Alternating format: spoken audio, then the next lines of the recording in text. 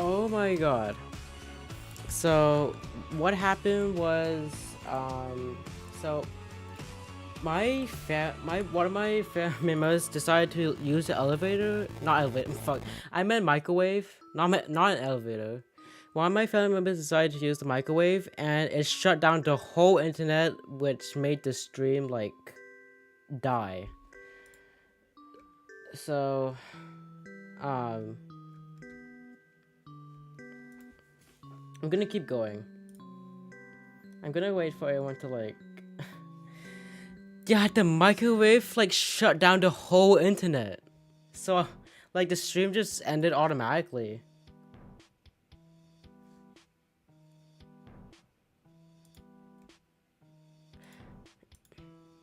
I guess the microwave was too powerful. Yes, just one microwave shut down the whole internet. So like it like stopped the stream.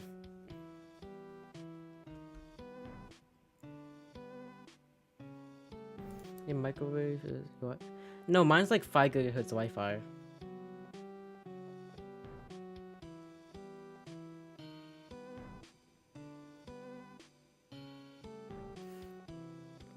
At least there's less people now. Well, that's not really a good thing for streamers.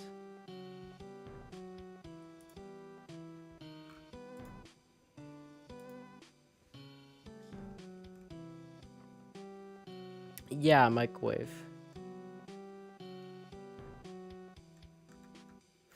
But I'm gonna continue reading. Oh, my oxygen pin. Thank you for getting me out of here. He grinned with relief. Pin began to shake as she stepped closer. You're welcome. Fire soon caught onto her shaking, and the expression changed concern very quickly. Pin, what's wrong? Do it! Are you okay? Do it now! Is there something bothering you? No! She screamed in fury before grabbing Fire by the shoulders and shoved him backwards. He screamed as he stumbled back, but quickly resisted and began to struggle back. Pin nearly stumbled backwards as her eyes widened. He was strong, more so than she thought. She pushed him harder as she grunted painfully, for he was gripping her shoulder too hard. She felt tears streaming down her eyes, as Fire was pushing her even harder. What was I thinking? This is it. More thoughts of regret poured into her head, as she shook more. She was gently close to the edge of the cage, and one more shove would have her falling down to her death. To the ground. Wait. The dream filled her mind. The red. The plants. Hands. Power. A ruler. Push him off. Her eyes snapped open, the pupils glowing red. What? She the alpha wolf now? She stared directly into Fire's eyes and just seemed to startle him. He quickly let go and yelled out in fear. No! With the remaining strength she had left, she screamed angrily, not cruel, and shot herself towards Fiery, shoving him right over the edge. Pin fell down and hugged the cage tightly, as she heard Fiery scream. She opened her eyes and watched him shrink down. His loud and bone-chilling scream slowly getting softer and softer. Until crunch. The sound of flesh tearing and bones crackling filled the air as the scream was silenced. Fiery was now gone. Oh my god, my husband's dead. Pin panted heavily as she quickly jumped back to the top of the lady. Once safely there, she collapsed onto her knees as she looked down at her hands.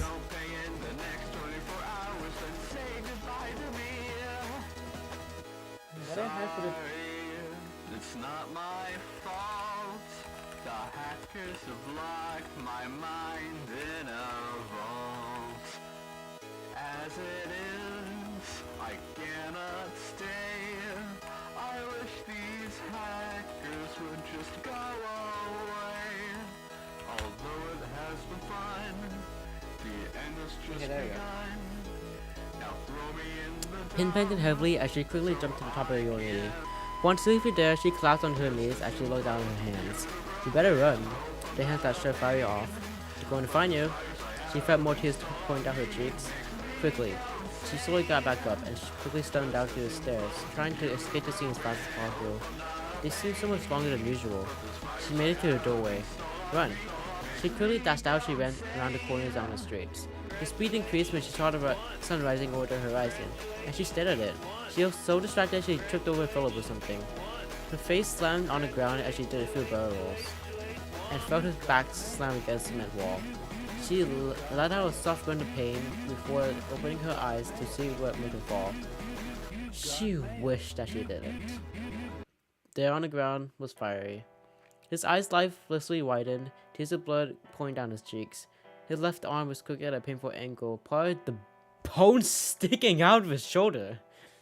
Jesus Christ. His arm was bent all the way behind his back. His legs twisted at an ungodly angle, and a puddle of blood was slowly getting bigger. She felt her body go ice cold as his eyes suddenly overflowed with tears, as she was soon disconnected with reality. She saw everything slowly dim to a shade of red. Roots began to grow all over Fire's corpse, as his hands were sliced clean off and protruding out of the earth. Pin hyperventilated, her breathing getting heavier and heavier to the point where she didn't notice if Freesmile was headed this way. She trembled harder as she quickly and sneakily got up and made a mad final dash to her house. She quickly got in and ran all the way to her room, slamming the door and soon collapsing onto the ground.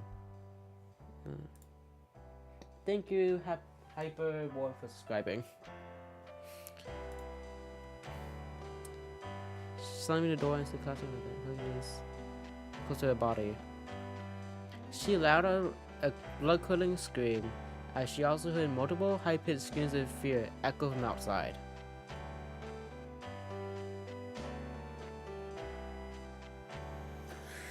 Ooh, okay.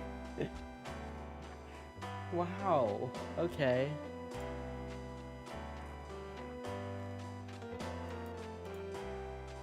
Yeah, the recovery centers are gone.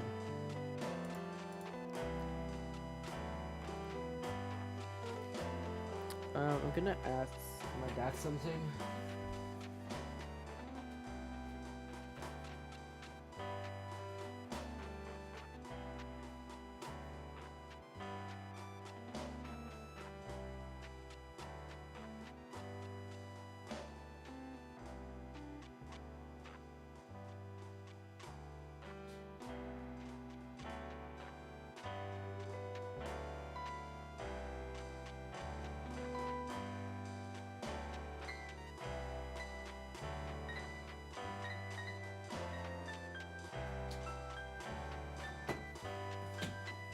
Okay, I'm back. There's sounds of vomiting echoed through the air. The lioness was standing far away from the scene, with Match on her knees, laying out everything she'd eaten earlier. Her face was dazedly pale as she heaved harder, as more liquids came pouring out. Pencil rubbed her back sympathetically, her entire body shaking in concern.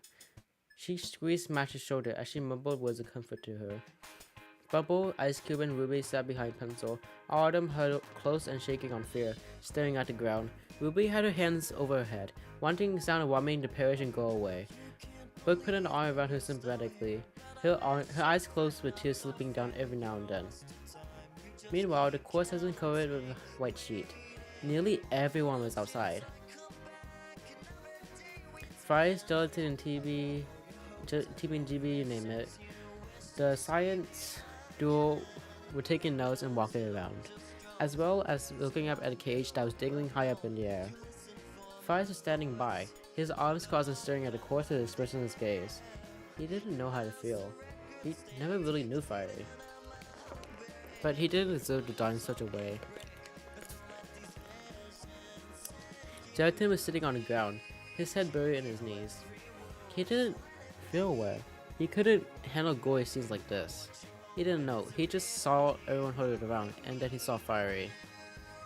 He let out a sigh. Flower was oddly quiet. She complained about the scream and not getting her beauty sleep. But as soon as she saw Fiery, her mouth shut. Some say she was secretly crying because she knew that was the most awful way to go. Which was surprising. She barely showed any sympathy towards anyone at all. Meanwhile, a small exhale came from the small scientist as she sat down. This was confusing and very overwhelming. She knew the cage, that stupid cage is locked well. She heard and saw the lines lock it up. How did he do it? As he scribbled down more notes into a small notepad, she suddenly looked up as she heard footsteps approach the scene. Of everyone there, he was the last person to arrive. Coiny. He looked tired, yet beneath his talking eyes was a gleam of curiosity. He didn't know why everyone was standing around. It was far too early for everyone to be up at this hour. Golf Ball sprung up, his senses tingling as he began to walk toward him, looking up and down. Coiny, where have you been? She questioned, raising aberrant suspicion. She had a feeling that everyone did this, he would be the one to blame. He placed a hand on her forehead and slowly pushed it back, rolling his eyes. Jeez, Golf Ball, it's 6 in the morning. Can you give me a break? He mumbled exhaustingly. Golf Ball scoffed angrily, and as payback, she bit his hand. He quickly yelped and yanked his hands backwards, now clearly awake and alarmed. He held his dropping hand as he looked at Golf Ball, infuriated. What was that for? He yelled. Golf Ball dusted itself before looking up at him angrily. You deserved it. Deserve what? What did I do? You know what you did. Queen looked at her, rage filling him from head to toe. Alright, bossy bot.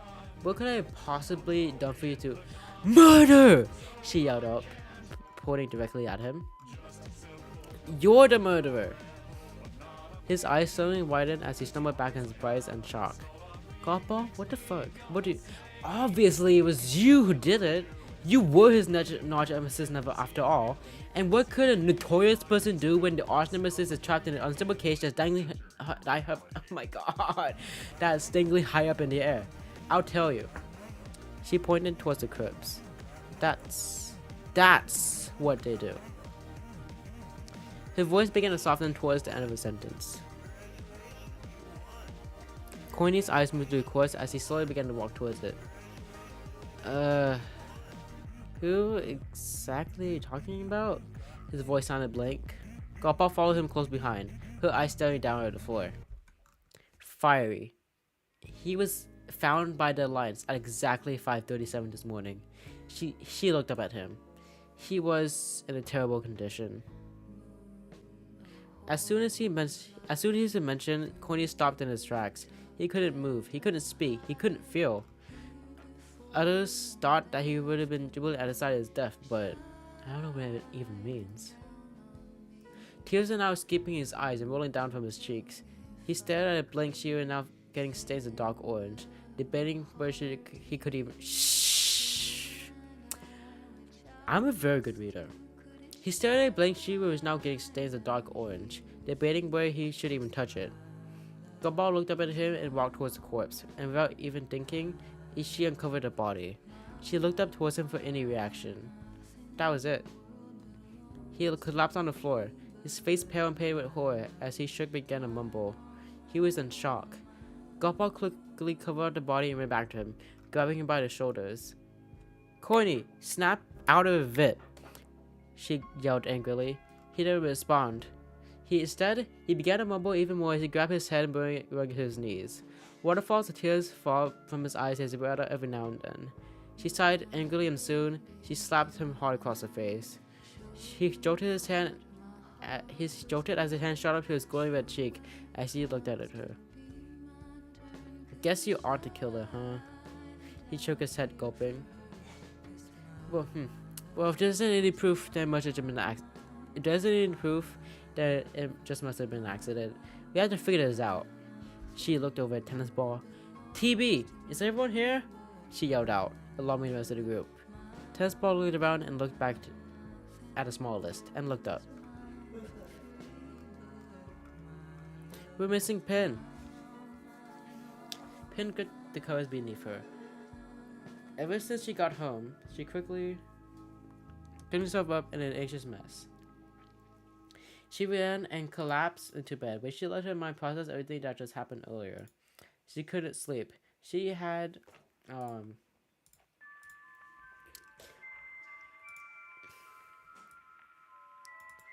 Anxious mess, she ran and collapsed on the bed. She let her mind puzzle. She couldn't sleep. Her eyes had dark circles around them, as the memory of his face appeared behind the glossy eyes. Fiery's face. How the blood was pouring out of his eyes and mouth as such a faucet pouring out water. How his pump protruded out of his body that way. The sound of his body and bones breaking as his impact with the ground happened.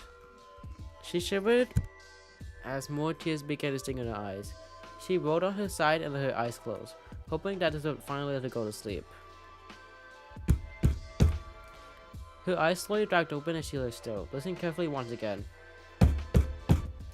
She sighed angrily and dragged herself out of bed. Wrapping herself in a blanket, she dragged along with her. She plodded towards the door and stood in front of it. "Who is it?" she mumbled. "It's Tennis Ball. We need you." His voice just stopped and stood. Very unlikely of him to be in such a way. He's usually just an anxious wreck. She unlocked the door and swung it open, and flinched at the bright beam of sunlight that burned her eyes. She hissed and rubbed her eyes gently, before she heard a gasp. "Dang, Pin, you look a total train wreck. Can you sleep at all?" Tennis Ball voice filled with both concern and suspicion. She had to make up and act quickly. In the most exhausted and painful voice she could make out, she whimpered, "No." Tennis Ball sighed. Well, we need you to. We need you over here." Fiery was found out this morning. We need help on figuring out what happened. She grunted. Didn't he just fall off the cage because... Her eyes widened as she quickly tied her lips. "I'm sorry." "What?" "Shit. I. She started out in fear. She gave it away. Tennis Ball turned around. "Let's go, Pin. Maybe you can help us figure out what happened, who was responsible for this." He turned around and began walking back. She began to back away, but she stopped. Running away would make you look even more guilty. Face it up and act. You started this. You created this. Now you have to end it properly if you want to continue. Simply lie and act. The golden rule of your plan, Pin. Your E. She shivered as she began to follow Tennis Ball. Her hand gripped at the blanket that was around her as she could feel her body beginning to tremble. The anxiety suddenly reached its peak as she could see the crowd of people overhead. Tennis Ball quickly walked over to the golf ball and began to talk with her as she began to talk. "Wow, holy moly! People are talking to each other?" And Pin decided to walk around and see how everyone was working out. Desert Alliance. Matt's puking, pencil by her side. The rest of them curled up in fear. Fice and Gelatin staring at the old lady. Coiny sitting down and wait. Coiny? Pin rushed. Dude, my brother would not stop laughing. Pin rushed towards him and sat down. She looked over and felt her heart sink into her shoes as she saw tears rolling down his cheeks. "Coiny?" she asked, concern hitting her like a baseball bat. He's dead." Coiny's voice cracked as he said those two words. Pin looked over the sheet and back at Coiny. Her eyes darkened. "Coiny, he's dead." His voice shook even more as he began to hold in sobs.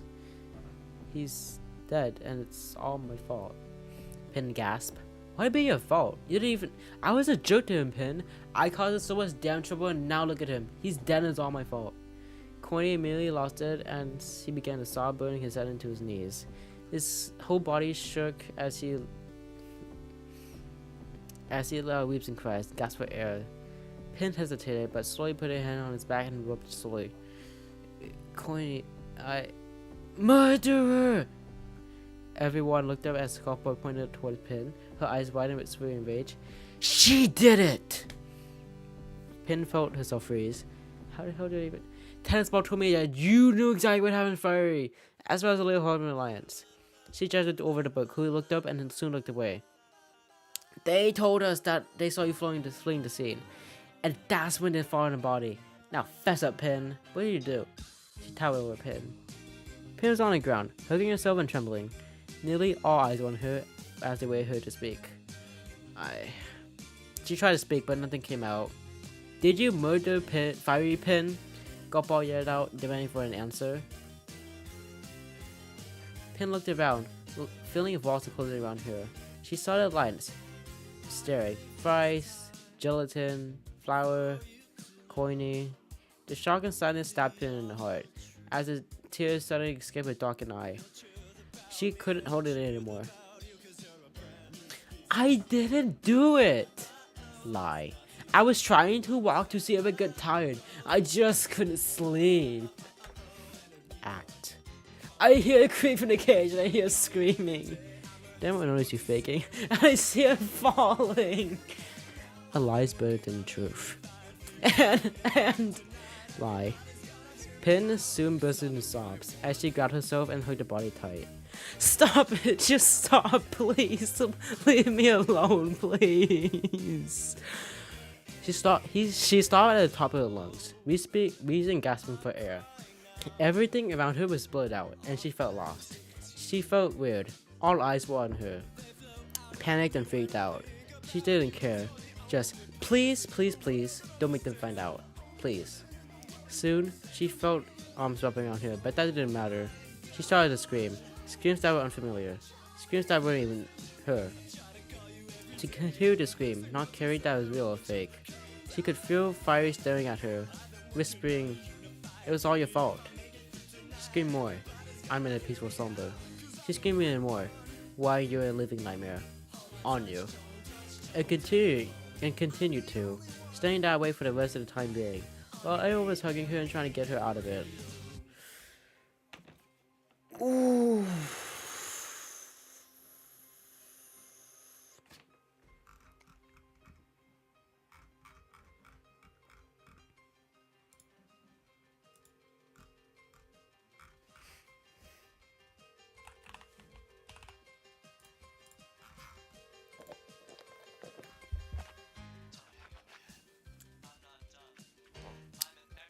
I watched as Pin let out all those horrific wails and grieves of pain. I looked at her request myself and felt hot. Hot tears burning down my cheeks. My hand lost its grip as it fell on the grass softly. As the sun behind him burst and covered my face. We never got the chance to talk again. Now, we never will.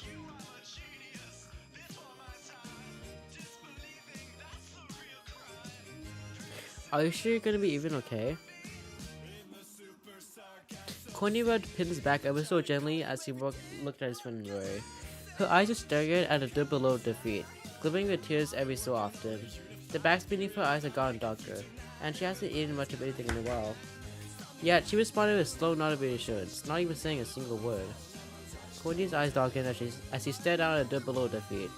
He brought her to the garden to calm her racing thoughts after a confession from him before. She hasn't been herself throughout the entire walk here. For seconds, she would stay as silent as death itself, but as the next, her eyes shimmered as waterfalls of tears began to pour down her face. Guess she wasn't handling this very well either, especially since everyone thought she was the killer. Her eyes scanned the garden surrounding him, and as she soon saw a single rose already bloomed and filled with life right next to him. Okay, there's an ad playing.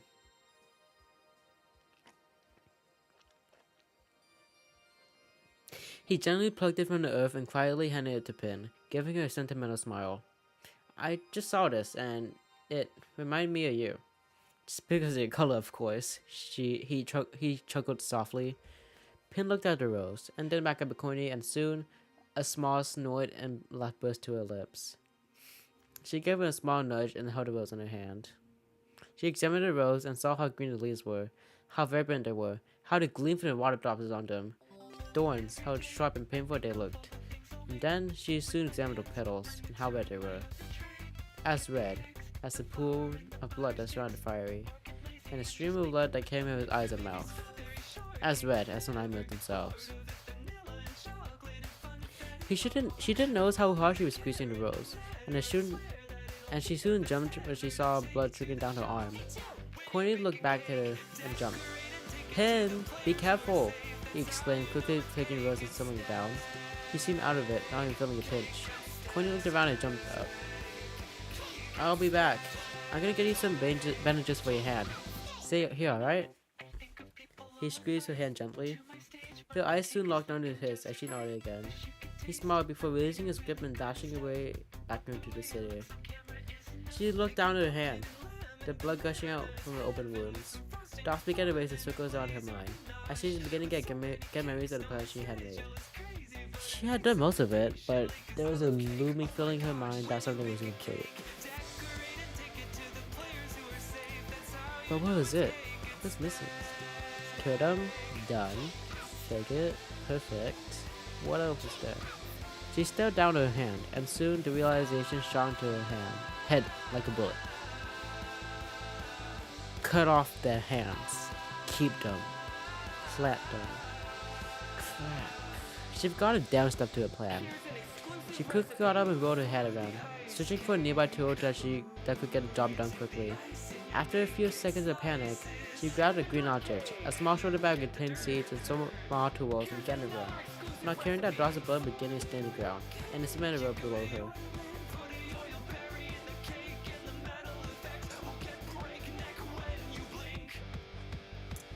Hey Pin, sorry I was late. I couldn't find any of my plays, but his words soon drifted off as soon as it's gone in his country. His eyebrows lowered in confusion as he began to loom around the big mulberry bushes and the rows of flowers she had. Maybe she was taken a breather by the lavender plants again. Nope, nothing. He looked around and thought to himself. Maybe she went back to her place? She was exhausted after all. He shrugged a bit and began to walk out of the garden, not noticing the small drops of blood that was on the ground. Keep cutting. Don't puke. You're almost there. You can finish this. Pin's eyes were locked shut as she could feel the water creeping up her throat. She couldn't bear the thought of seeing his dead body once again, so she shut her eyes and quickly got to work. His body was ice cold as she slowly lifted his lifeless arm. She took a deep, shaky breath as she lifted the trowel. One hit. Her arm trembled, digging into her heart. She shut her eyes. Now.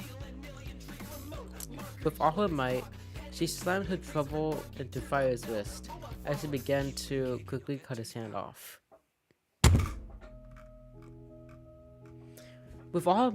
She could feel the dry veins popping, and the bones slowly crunching and crackling from the force of the trowel. She could feel the pain Fire could have felt if he was alive. Still alive. After time seemed to drag in oh so slowly, Fire's hand made a soft dump as it fell onto the pavement below. She grabbed the hand and hid it by her side, as she quickly got to work on the next. Her eyes were bloodshot and drenched with tears as she could feel the world around her slowly dripping into darkness. Her heart pounded inside her chest as she heard the popping and crackling sounds get even louder. Travel, now stirred dried figments and dry blood, began to grow sharper and sharper. She quickly glanced around and began to notice. Wow, the gorgeous and jaw-dropping flower blossom blew from the ground below. Begonias, marigolds, tulips, bobines, even California poppies and alstroemias. The tears that were packing up inside her eyes quickly began to retreat, as she could see how beautiful the world around her was growing. She didn't even notice a hand lying stiffly on the ground. After looking around, she grabbed the two hands and stuffed them into a small bag. She then placed her trowel inside, which poked out of it, showing as if she was headed to garden somewhere else. She began to climb through hills and buildings, flowers growing within each inch of each area. Caught in the daze, her eyes were deathly pale, yet filled with fascination with the blossoming life around her. She began to trudge through even more and ended up in a small area. It was her garden, looking even more lively than it usually had. And in the middle of it all, sticking up with vines and leaves wrapping around the center to the top, was Fire's hands. Behind that was herself yet again, with blood covering her arms, hands, and legs. A smile slowly grew on her face as she led out a bloody hand towards Pin. Pin was under her spell. It was as he was being lured to her, to exchange her hands for a lively garden and a power leadership in her own.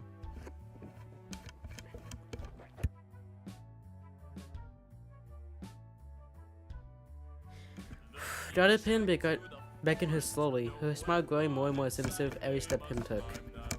Pin felt cold air blowing on her face ever so gently as she began to take the final 2 steps. Her hand reached out toward her. Pin! A hand grabbed Pin's shoulder and rolled her around.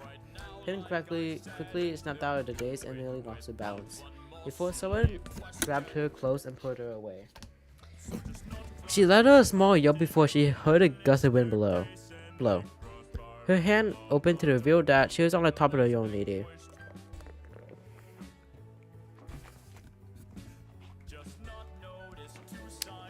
And she was about to hurl herself off of it. Her mind pounded as it raced with questions and thoughts. What just happened? Where were the flowers? Wasn't I just in my garden? Who was reaching out to me? Where was I going?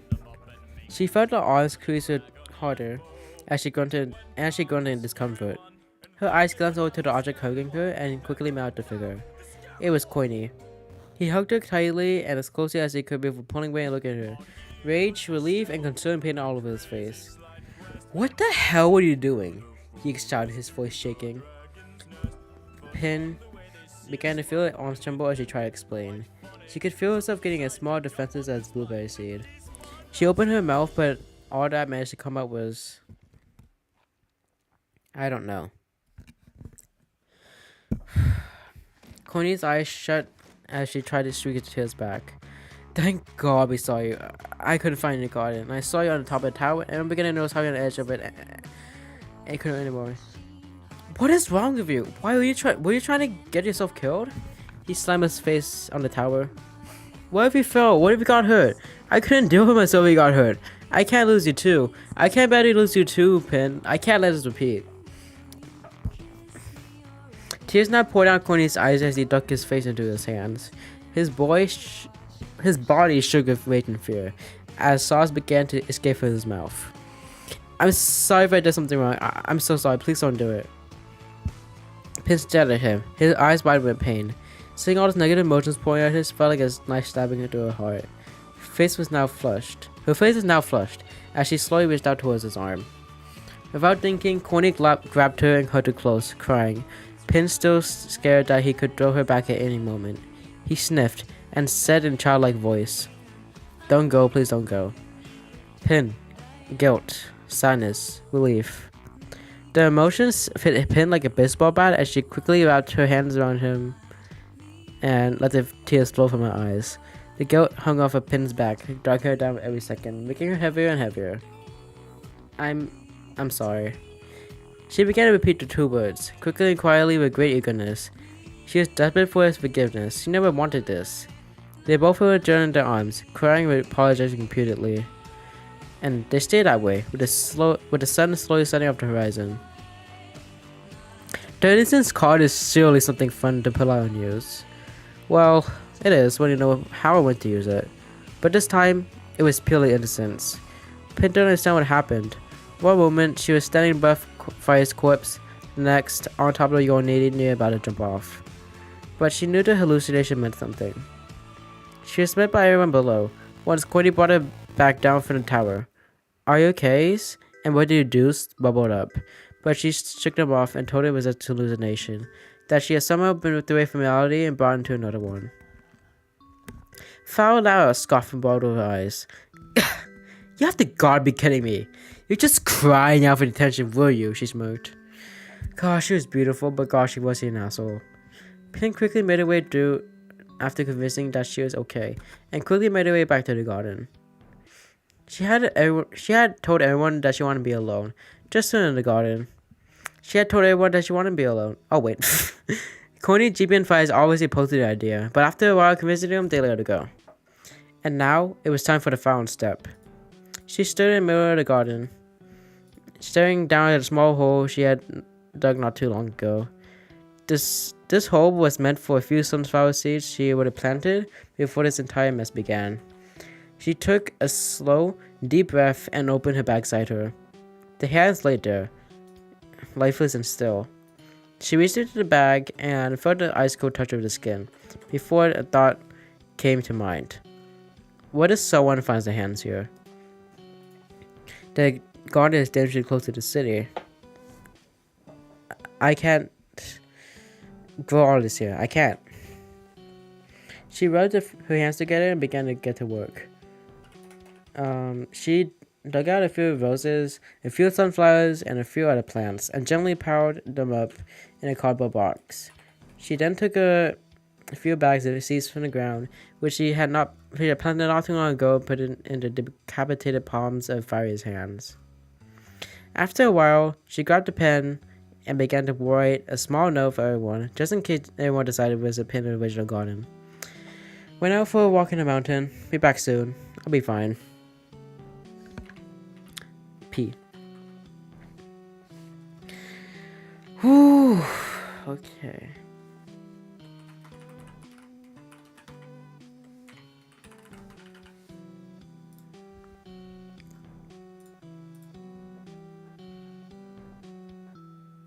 Alright. Finally, I'm done. Pin wiped the beads of ooze off her forehead as she clasped in her newly built secret garden.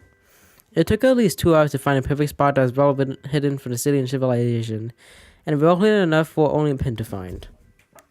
She smiled. Her secret garden was located right near the top of the mountain, hidden by a few towers of rocks and trees, a spot where the sun perfectly hid from sunrise to sunset. When she found a spot, she immediately began to work. She began to rearrange all the flowers and seeds around the edges of the garden, and began to dig a few new spots for future plant use, and for other purposes as well. On her way to the spot, she found an old deteriorated plastic bottle which seemed to be years old. Yet, there was still water in it. She took it, and with that, she watered all her plants and seeds. And for the final part, she planted Fiery's hands. It was definitely hard for her. Her hands began to shake as she slowly planted her hands, sticking upright. Their lifeless fingers lingered in the air as she dug them up with wet and dry dirt. She then took out a small tag and tied it around one of her hands. And on the tag, it was labeled Fiery, former winner of BFDI, plant grower. Once it was finished, she took a slow, deep breath and walked out of the garden. She sat outside and stared at the view of the entire city, enjoying the feeling of her being on top of the world. She felt so powerful, so dominant.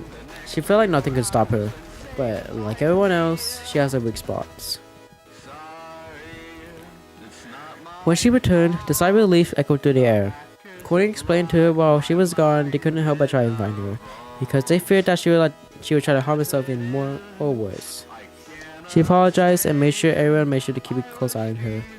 GB recommended some tests on her, to see if her brain was playing tricks on her, or to see if she was ill. But Pin politely declined. She knew they still would okay. 5 days had passed since Fiery's death, and within 2 days, the garden soon began to blossom with so much life, more life than the original garden. Tulips, sunflowers, marigolds, and torch lilies began to thrive in the garden, their colors bursting with joy and relief. But yet again, it's been 5 days. Surely everyone has gotten over Fiery's death, right? Those who have been close as Fiery has already been through the small stages of grief, and it seems they already accepted that I was no longer part of this world. Pin sighed. That meant one thing. It was time for another pair of hands. She had gone through a list of people in New York City. There was no order. She chose who she wanted to and continued with that. But she always started off with the most weakest, the most fragile. Fiery's name was now crossed off with a red pen. The scribbles pressed deeply into the paper. The ink bled through the thin sheet and left a few marks on the desk beneath it. It was done and over with. What happens happened, and there's no going back. 7 minutes left. Okay. Pin sat in the room, going through the list of the local objects in the city before she heard a loud knock from her front door. Coming, she replied, as she quickly hid the paper and began to walk to the door. She opened the door and it was no one other than Needle. Concern plastered all over her face. Needle, what's... No time to explain, Pin, come on! Needle grabbed her hand and quickly dashed out of the room, and soon out the house. Needle was surely a fast runner.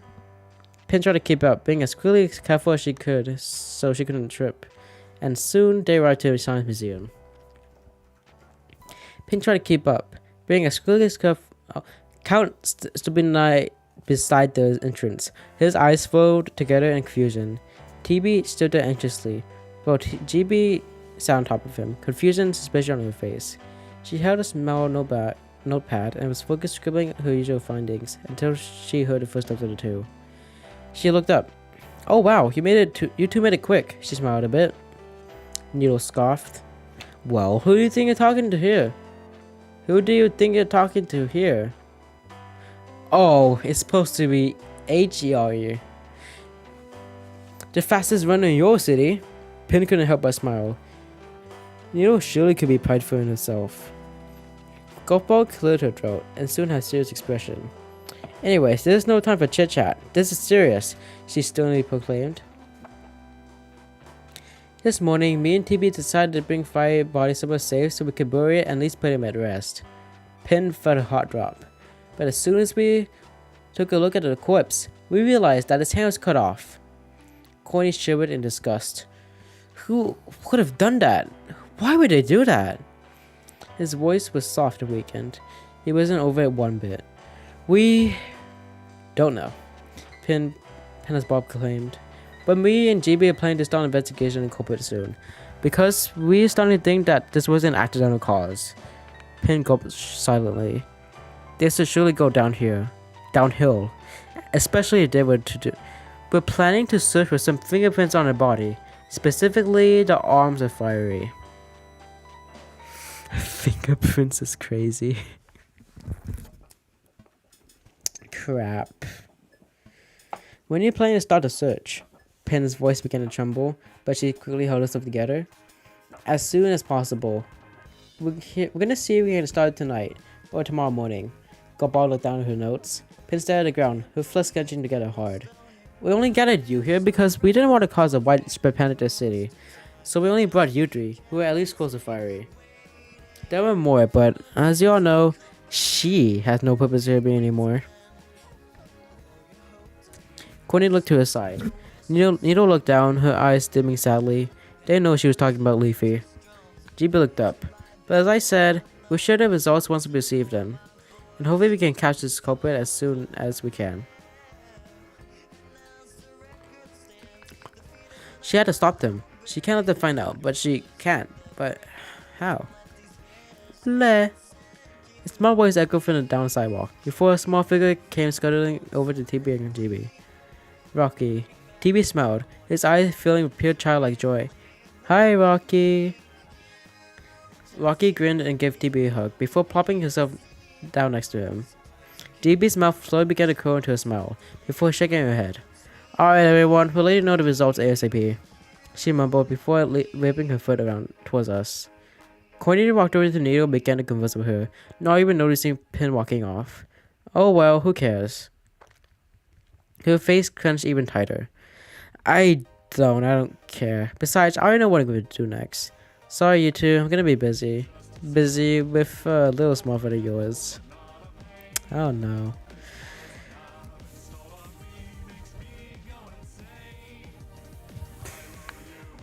The sun beamed brightly over the sky. It was a bit past noon, but the autumn air chilled everyone below. Pin smoked. The time was perfect.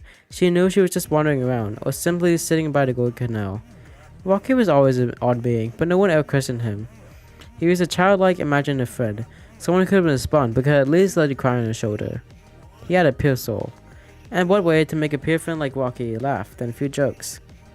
Pin was walking down a pathway that led to the canal, where she suddenly saw Rocky plop down staring at a small ladybug down on the ground. She had her trusty brown shoulder bag filled with all the essentials she would need and use to clean them afterwards. "Hi, Rocky," she beamed happily. Rocky looked up and grinned, before turning around and picking, as per usual. Pin winced, but gave him a pat on the back. "What are you up to, pal?" she grinned. She pointed at a small ladybug and watched it as it soon buffed off into the sky. Pin also watched and nodded in agreement. "Ladybugs sure are precious," she stated. Rocky nodded, adding a little bit, to emphasize the agreement with Pin. "Say, what do you think those fireflies eat?" Pin gestured to a small firefly that was buzzing around the tall grass. Rocky looked up at her, confusion clear in his eyes. "Light snacks." It took a moment, but soon, a smile grew on Rocky's face as he began to giggle and burst into laughter. As he did, Pin slowly opened her bag, reaching for a chef knife, she said. Wait, what kind of bugs were leaving Clocky? She let out a snicker. What's the life about? I'm reading a fanfiction. Rocky grinned, vomit dripping out of his mouth. His eyes were filled with joy. As his expression emphasized, What type of bugs? Pink giggled before bursting out and answered. Ticks! Rocky burst into laughter, rolling around a joke made towards someone who's stuck in a locker of losers. He giggled and laughed as his high-pitched voice echoed down the path. Pin wiped a few tears from her eyes as she laughed as well. She clutched a knife as well. She also clutched a knife. Hey Rocky, wanna hear another joke? Rocky beamed with joy as he nodded. He bounced up and down since he enjoyed sharing jokes between him and Pin. It surely has been a while since they conversed, and it seems like he's getting a new pal to play with. He just couldn't wait to tell Tennis Ball. Okay, knock knock. Rocky turned and let a small blur of vomit returning back, eagerness in his eyes. Who's there? Knife! Knife who? His eyes gleamed with excitement, ready to laugh his guts out once again in response. Grinning widely, Pin pulled out her chef's knife, and with one hard swing, she stabbed it deep into Rocky's head, twisting and turning it so it could go deeper and deeper. Crunches and spatters were heard, as the knife dug deep into his skull and flesh. Rocky's smile immediately faded as his mouth hung open in pain and shock. Nothing came out, except for pained gargles and croaks. The noises echoing through the air. The echoes became quieter and quieter, and soon, a stream of blood and vomit began to ooze from his mouth. His eyes let out a few glimmering tears before they rolled back into his head, and turned pale. Pin smiled as she forcefully yanked out the knife from his head. Blood suddenly spurting everywhere. It oozed and dribbled down, blanketing his face. Some blood flew and splashed into Pin's face, as well as her arms and legs. Rocky's body soon collapsed onto the ground, his legs twitching ever so gently. It seemed to continue for a few seconds, before they became limp, as still as death itself. She let out a small chuckle as she knelt and began to do her work. She pulled out her handy trowel and proceeded to cut off Rocky's legs. Since he was just killed, blood began to pour out of his open wounds. But Pin didn't mind. She continued, getting blood all over her hands and legs. She cut off his other leg and sighed in accomplishment. She put his legs back into her bag, as well as the tools that she had used, something special and just for Rocky. She put out some small towels and quickly proceeded to wipe herself clean, watching the bloodstain clean the clean white cloth. The first one was drenched in blood. The second was a light pink, and the third was still white and clean. Pin looked around and slowly began to walk out of the way and proceeded to make her way to the garden. But before she left, she turned around to face Rocky's small, innocent corpse. It was a knife knowing you, Rocky. She turned around and began to walk off. And I'm sure it was a knife of TB and GB knowing you too.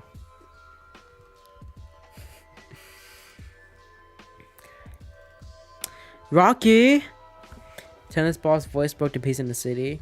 His voice was dim with concern, yet high enough to be heard from afar. Usually, around this time, his small friend came by himself, and GB would go check up on a teleporter.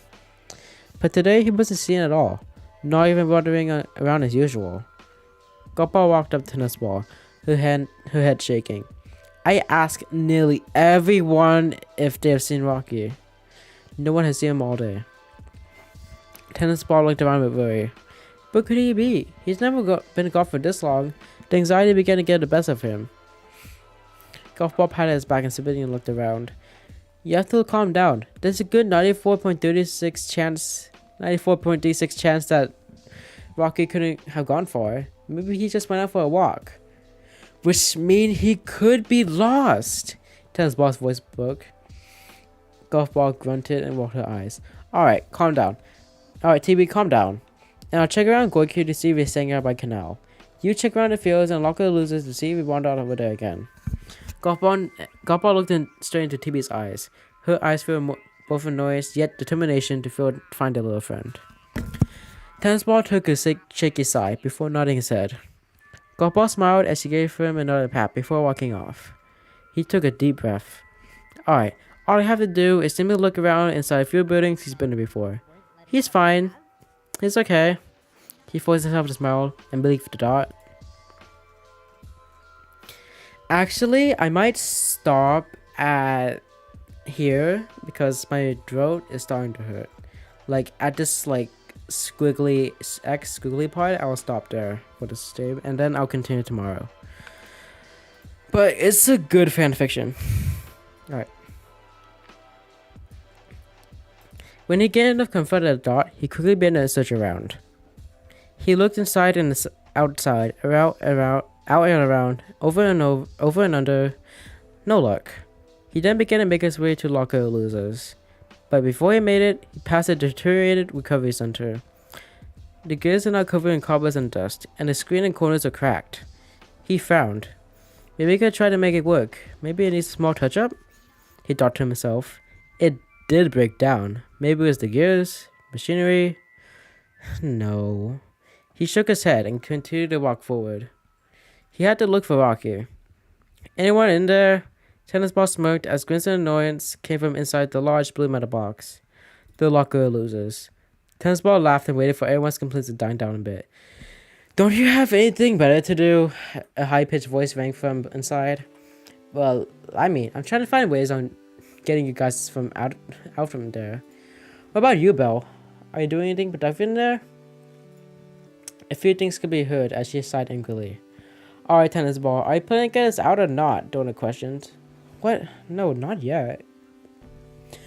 I haven't gotten a water teleporter to charge any faster. It's taking a serious amount of time for it to reach its maximum capacity. And well, you know, you guys want to get out, you have to be patient.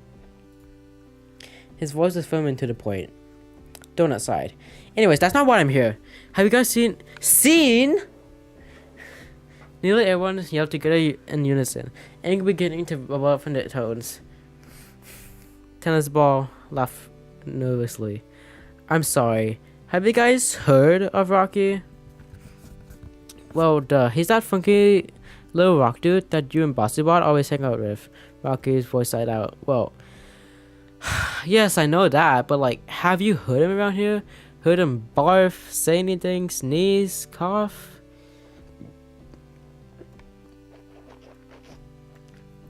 His voice began to shake with concern.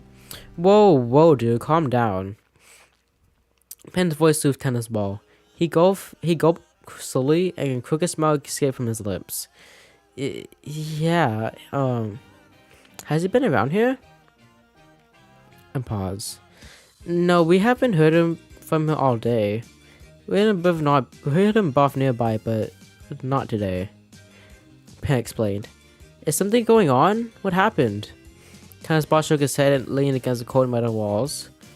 He was fine yesterday, but he hasn't been seeing it all this morning.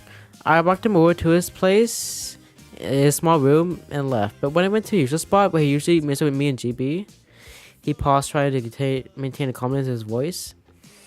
He didn't come. I looked at his place. He wasn't there. The entire city. I searched and searched. Nothing. His eyes began to sting with hot tears. And after what's happened to Fiery, I feared that something must have happened. Maybe he's hurt. Or, wait. Fiery. He looked up. What happened to Fiery? Is he okay? Blocky questioned.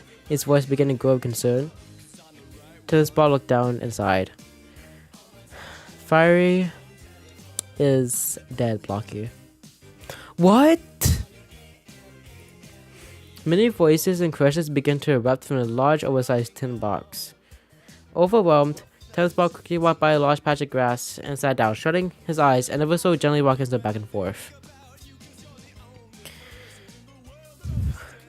He was, questions and thoughts swirled through his aching mind as he tried to calm himself down, and slowly, his vision began to blur, darken quickly. He was beginning to black out. A high ring filled his ears as he suddenly remembered Fire's face. The way blood oozed from his mouth like a waterfall. The way his tears, the way tears of blood rolled on his face. His legs. His small legs. His eyes. Rocky. Tennis ball? Tennis ball. Tennis ball! His body jerked forward as he looked around quickly. He quickly regained his surroundings before trudging carefully to locker losers. Go city tennis ball! What the hell happens to Fiery? He wins. He didn't have time for this, and he surely did want to explain it to them. Okay. But, okay, to make a long story short, Fiery is found after supposedly falling to his death. Our hypothesis was that he somehow managed to escape the cage he kept hostage in, but lost balance and fell to his death. He took a breath. But something strange happened. Me and JB were going to try and bury the body to at least let Fire rest in peace, but when we went for the body, his hands were cut clean off. So now, this new information leads to my new hypothesis. This was no accident. Whatever, or whoever it was, had the sole purpose to get rid of Fiery. And since the recovery centers are no longer in use, they seem to have gotten rid of him permanently.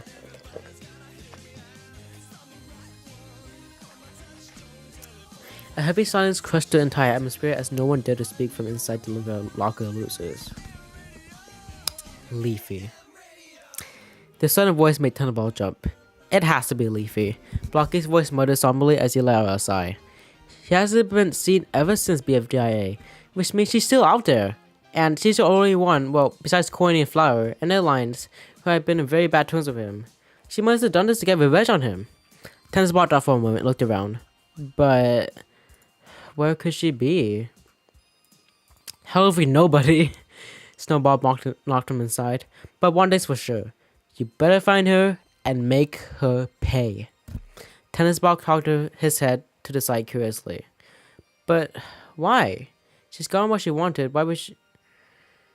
Suddenly, realization stabbed Tennis ball in his mind as his eyes widened. Rocky. Leafy. She's still out there. Tennis ball began to panic. What am I doing? I have to go. Rocky! He cried before running off. As he ran, he could hear the wordy yells from the chamber. And as the yells got quieter and quieter, the last thing he heard tumbling through the woods was a quiet, "Good luck." Rocky! Golf ball stomped around aimlessly, look around for her small friend. Her eyebrows were furrowed together in frustration. She's been searching precisely 2 hours now. This isn't funny, Rocky. We're not playing hide and seek. Where are you? She continued to stomp around, her small feet crunching dead leaf and grass beneath them. She looked around before making her way through the long pathway to the canal. She wanted to make sure Rocky was in a patch of grass. He had the tendency to do so after multiple experiences. She sighed. This was going nowhere. And if he was just in his room, the chances of her yelling at TV for wasting the time would be 87.492%.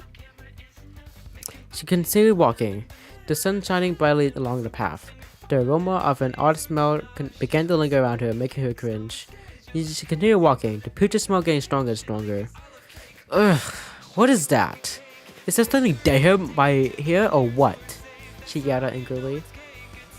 She stomped harder, until, off in the distance of the trail, she saw a small blurry orb. It has to be Rocky. Golfball didn't have the best vision out there, but she knew her acquaintance well enough to spot her from miles away. She began to stomp over to the blue angrily.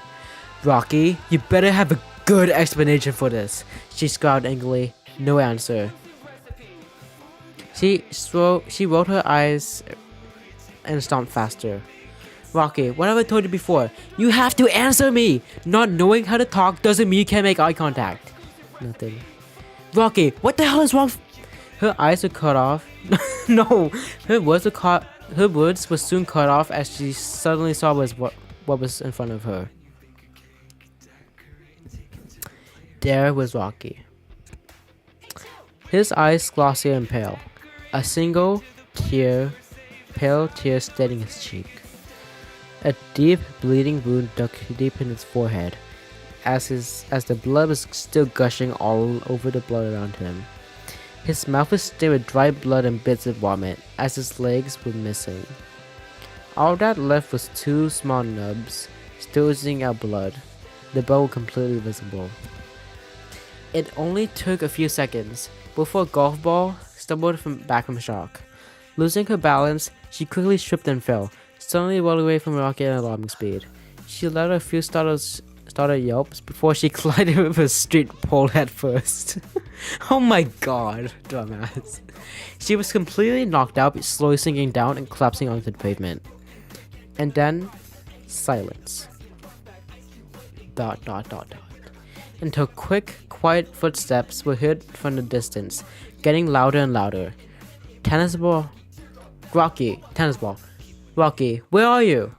He ran as fast as he could, his lungs burning and beads of sweat dripping down his face.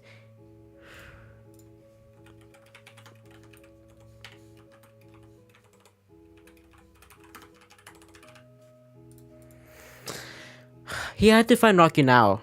He continued running till he was skated to a halt after noticing golf ball. She lay on the ground. A dark purple bump began to form on her forehead. Crap, GB. Heather says, "This say made me giggle. I'm sorry, but golfing running over and hitting her head is so funny." Oh my god. Like, running and then just hitting a pole.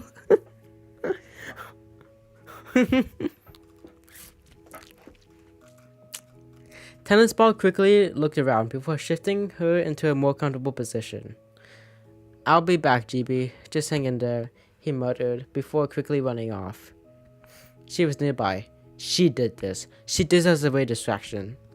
Tennis ball continued to dash through the path, anxiety stabbing his mind like icicles. He was petrified. Something wasn't right. He continued to run before tennis ball froze. His eyes widened in fear as he looked upon Rocky's corpse, which was laying on the ground. Rocky's glossy eyes stared straight into tennis ball. Blame, guilt, shame. It wasn't long before a loud scream was heard throughout the city, as tennis ball collapsed and sobbed next to Rocky's dead body. Ah!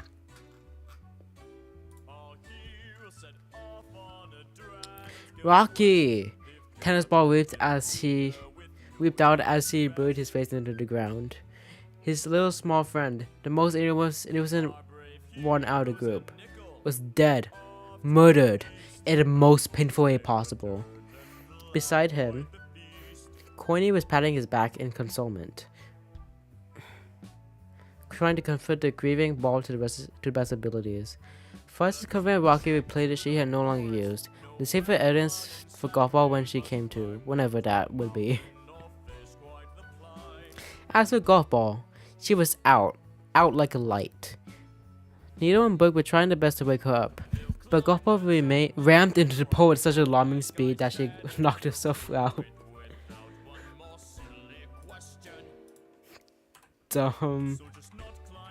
Dumbass.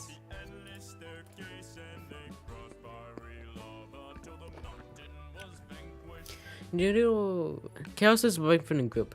One side is sobbing, the other with begs and pleas, trying to wake someone who is out. Chaos. Pin like that. She stood far behind the scene, hidden in a large cluster of bushes. A smile crept on her face as she watched it all unfold, with other objects quickly arriving to the scene after the yells began to reverberate through the city.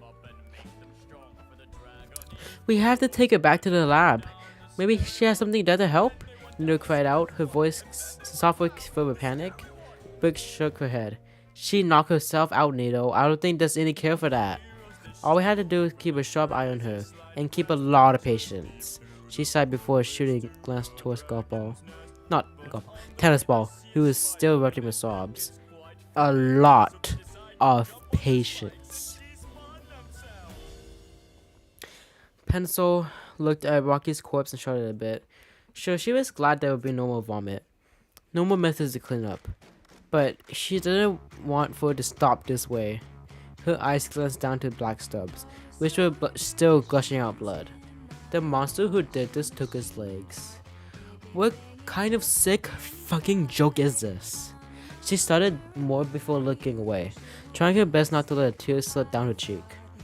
As she watched, Pin chuckled softly. She slowly opened her dark, tattered garden to reveal that, inside, were two tiny legs.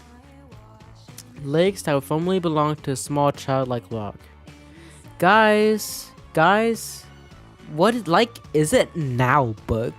She's finally coming to. I thought she got interrupted, so that's why I interrupted myself, but I think the author did do a really good job. Golf Ball's legs gently shifted as she began to squirm a bit. Her eyes tightly shut in pain for a quick moment as she felt a wave of pain and dizziness come over her. Slowly, her eyes fluttered open, dazed in confusion, feeling dumb as much as questions began to float her mind. Her eyes adjusted to the room, and then she saw a few objects surrounding her. Tennis Ball's face was lit up with relief and joy as she let out a sigh. "You're finally awake. We thought you were gonna slip into a coma or something," he chuckled. Golf Ball rolled her eyes as she looked around. Wait, wasn't she just outside? Where am I? Book quickly scribbled down some notes before looking up. "You're in your lab, GB. We figured that would be the best place to leave you rest until you awoke." She smiled, and we were right. Golf Ball grunted and sank back to the sheets. What the hell? How was I even knocked out? All I remember was seeing Rocky. He's okay, right? Based on my calculations, he only had a 54% chance to make it. He was long gone when we found him. Golf Ball's eyes widened. She looked over to tennis ball, a small scoff escaping her lips. Tennis ball. Come on, this is a joke, right? You saved him, right? He was murdered, GB. What? Tennis ball looked down. I found him not long after I found you. He shook his head before clearing his throat, trying his best not to let out a cry. Golf Ball put her head down as she began to breathe heavily. We don't have much evidence, GB, but the best we can do is at least warn everyone and lay low. Lay low? She rasped out, his small body trembling. Lay low? Is that all we had to do left of this? Is that how Oh my god. Is that all we have left to do in this situation? She stood up, a few tears now rolling down her cheeks. We should be investigating, looking, finding out who did this, damn it. Finding out who did this and making them pay. She screeched out angrily. Tennis Ball panicked and tried to sit it back down. GB calmed down. No, I don't need to. Tennis Ball turned and faced the objects towards her. There is a murderer on the loose. This is a foolish accident. Whoever is doing this wants it all dead, and they will not stop until we are all dead. She suddenly collapsed onto her knees, more tears pouring out of her eyes. Someone murdered Rocky. Her voice began to wobble. Do you need a juice box, Cosmos? No, I'm just really good at acting. Someone took him away. She began to shake her head. Everyone exchanged glances of concern and pain. For God's sake, there's too much goddamn tears in this room. I've never seen you like this, GB. Everyone turned toward Flower, who had her arms crossed and her eyes shut. How would you feel if someone close was murdered this way, Flower? TV snapped back at her. Her eyes opened, and to everyone's surprise, her eyes were shining with tears. I don't want to think about how I would feel. A heavy silence filled the air, except for the broken sighs and sniffles that were coming from GB. How much have I read so far? 1, 2, 3, 4, 5, 6, 7, 8, 9, 10, 11. 11 chapters, so yeah.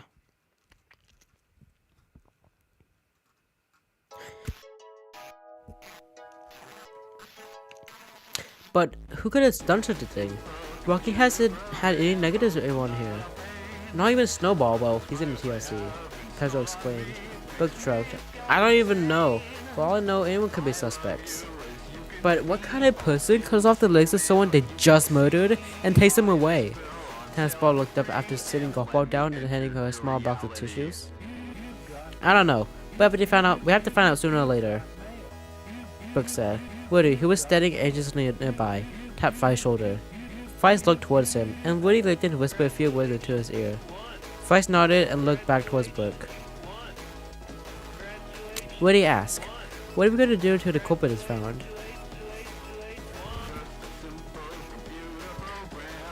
Brooke looked over a golf ball. He was hunched over and still crying. Tennis ball gave her a few pats of consoler before looking up. We investigate. Find anything that could be a clue for us. Find anything that could lead us closer to the object behind all of this. Behind all of this. Her eyes narrowed. But be careful. Like golf ball said, whoever's out there wants us dead. Stay in groups and towards the night, make sure everything's locked down. Pin's frowned a bit.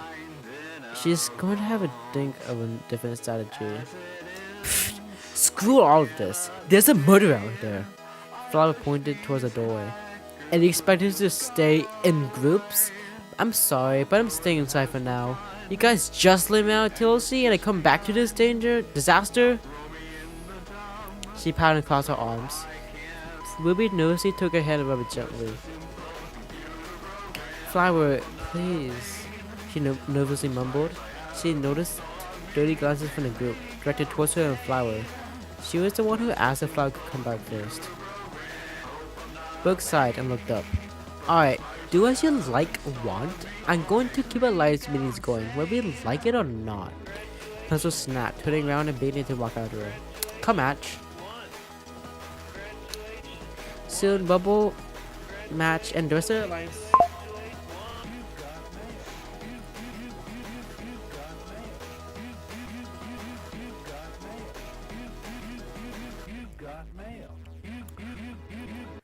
Keep an eye on her, she whispered. TB nodded and turned back to his friend, who was not leading him and staring off into space. Brooke then ran out, trying to catch up with him with the rest of the alliance. Coiny! What? You're such a cheater. Pin laughed before Favor smiling. Coiny's arm is slapping across down her deck. You're just a sore loser, aren't ya? He smirked and gently pushed her arm away. The two had decided to turn to Coiny's place and do something to keep their mind from the fiasco that happened earlier. And boy was it working.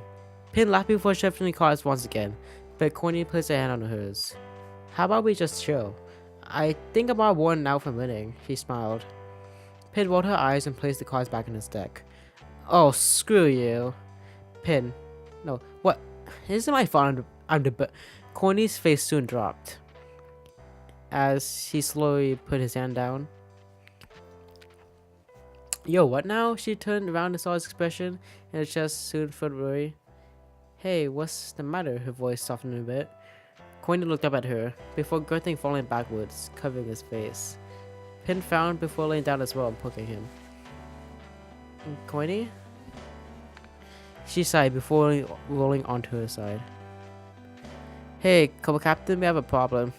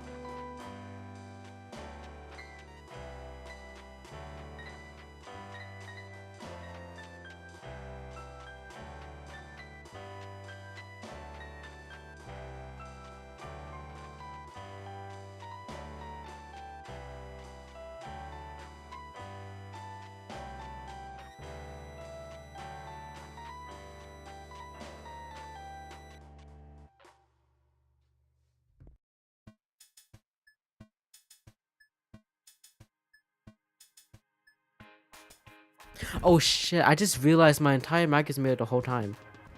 Um,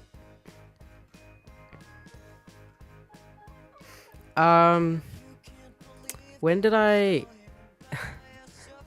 Where did I leave off of? When did I stop talking?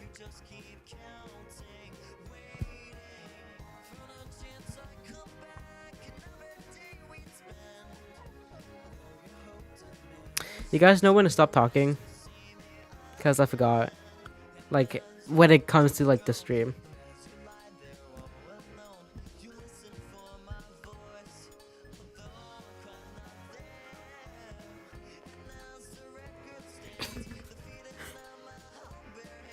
Okay, I'm gonna stop him here. Coiny, what? You're such a cheater. Pin laughed before playfully smackling Coiny's arm and slapping her cards down on her deck. You're just a sore loser, aren't ya? He smirked and gently pushed her arm away. The Toon had returned to Coiny's place and do something to keep their mind off the fiasco that happened earlier. And boy was it working. Pin laughed before shuffling the cards once again, but Coiny placed her hand on hers. How about we just chill? I think I'm worn all... I think I'm all worn out from winning. He smiled. Oh, soon... Okay. Soon, Match, Bobo, and Visitor Alliance quickly fall behind her. Book looked towards TB. Keep an eye on her, she whispered. TB nodded and turned back to his friend, who was not leaving him and staring off to space. Book then ran out, trying to catch up with the Visitor Alliance. Okay. Pin laughed before shuffling. Okay, how do you get this? Pin rolled her eyes and placed the cards back on his deck. Oh, screw you. What? It isn't my fault I'm the bet. Coiny's face soon dropped, as he slowly put his hand down. You're... what now? She turned around and saw his expression, and her chest soon felt weary. Hey, what's the matter? Her voice softened a bit. Coiny looked up at her, before currently falling backwards, covering his face. Pin frowned before laying down as well, poking him. Coiny? No response. She sighed before rolling onto her side. Hey, co-captain, we have a problem. Muffled words escaped Coiny's mouth as he refused to take his hands off his face. So it's trying to switch teams here. We got team winner and team loser. One of the winners is crawling off towards the loser, so I need backup. She smirked. Coiny stayed silent for a moment before he began to chuckle. Pin smiled and sat up, crossing her legs. Oh, come on. Where's that smile of that Warbutt's co-captain? Coiny sighed before he moved his hands from his face and looked at her smiling. His eyes were red, as tears were filling his saddened eyes. Whoa, what's... I miss him.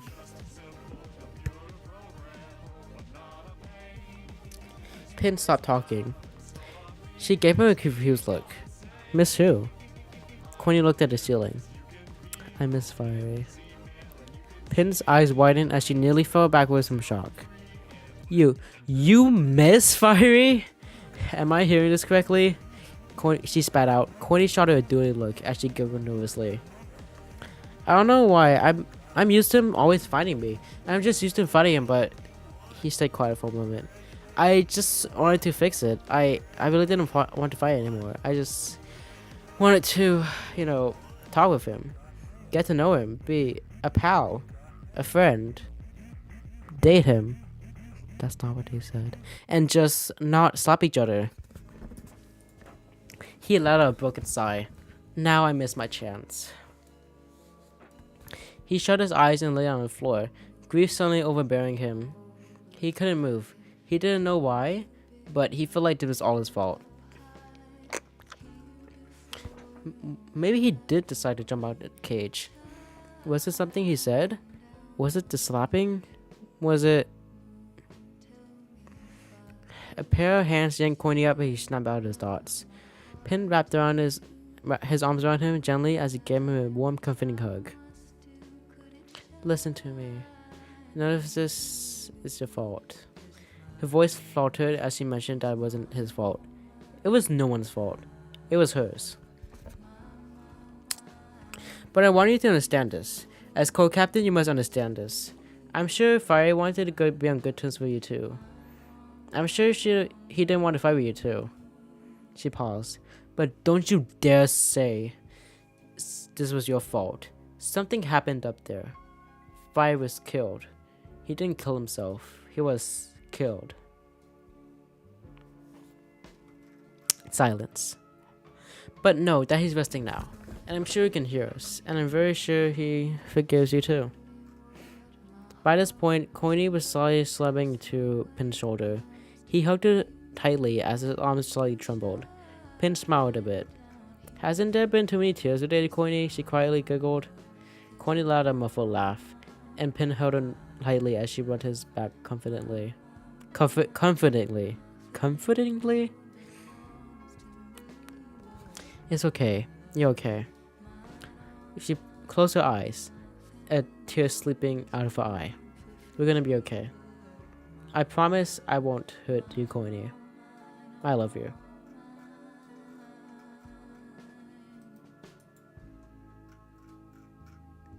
The garden radiated with life as Pin stepped onto the soft soil. She took a deep breath in and smiled, letting the warmth of the sunshine permeate to her cheeks.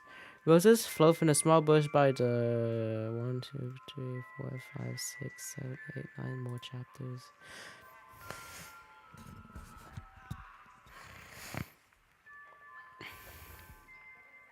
What is happening in chat?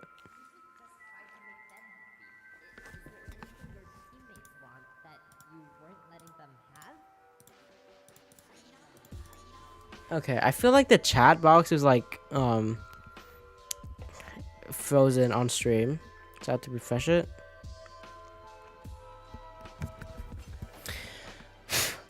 Roses flowed from a small bush by the entrance as Pin gently plucked one from the ground and gave it a sniff. Light and soft, a delicate smell made Pin smile even more as she began to make her way to the garden. The bright oil from the sunflowers greeted Pin as she let her free hand brush against the soft petals. She clenched the rose in her hand and began to get deeper into the garden, the plants glowing with even more life than plants at the entrance. Yoiberry bushes glowed beside the lavender plants, and Pin quickly snatched one from the small branch as she plopped the bright berry into her mouth, feeling the sweet yet bizarre taste of the juice filled her taste buds.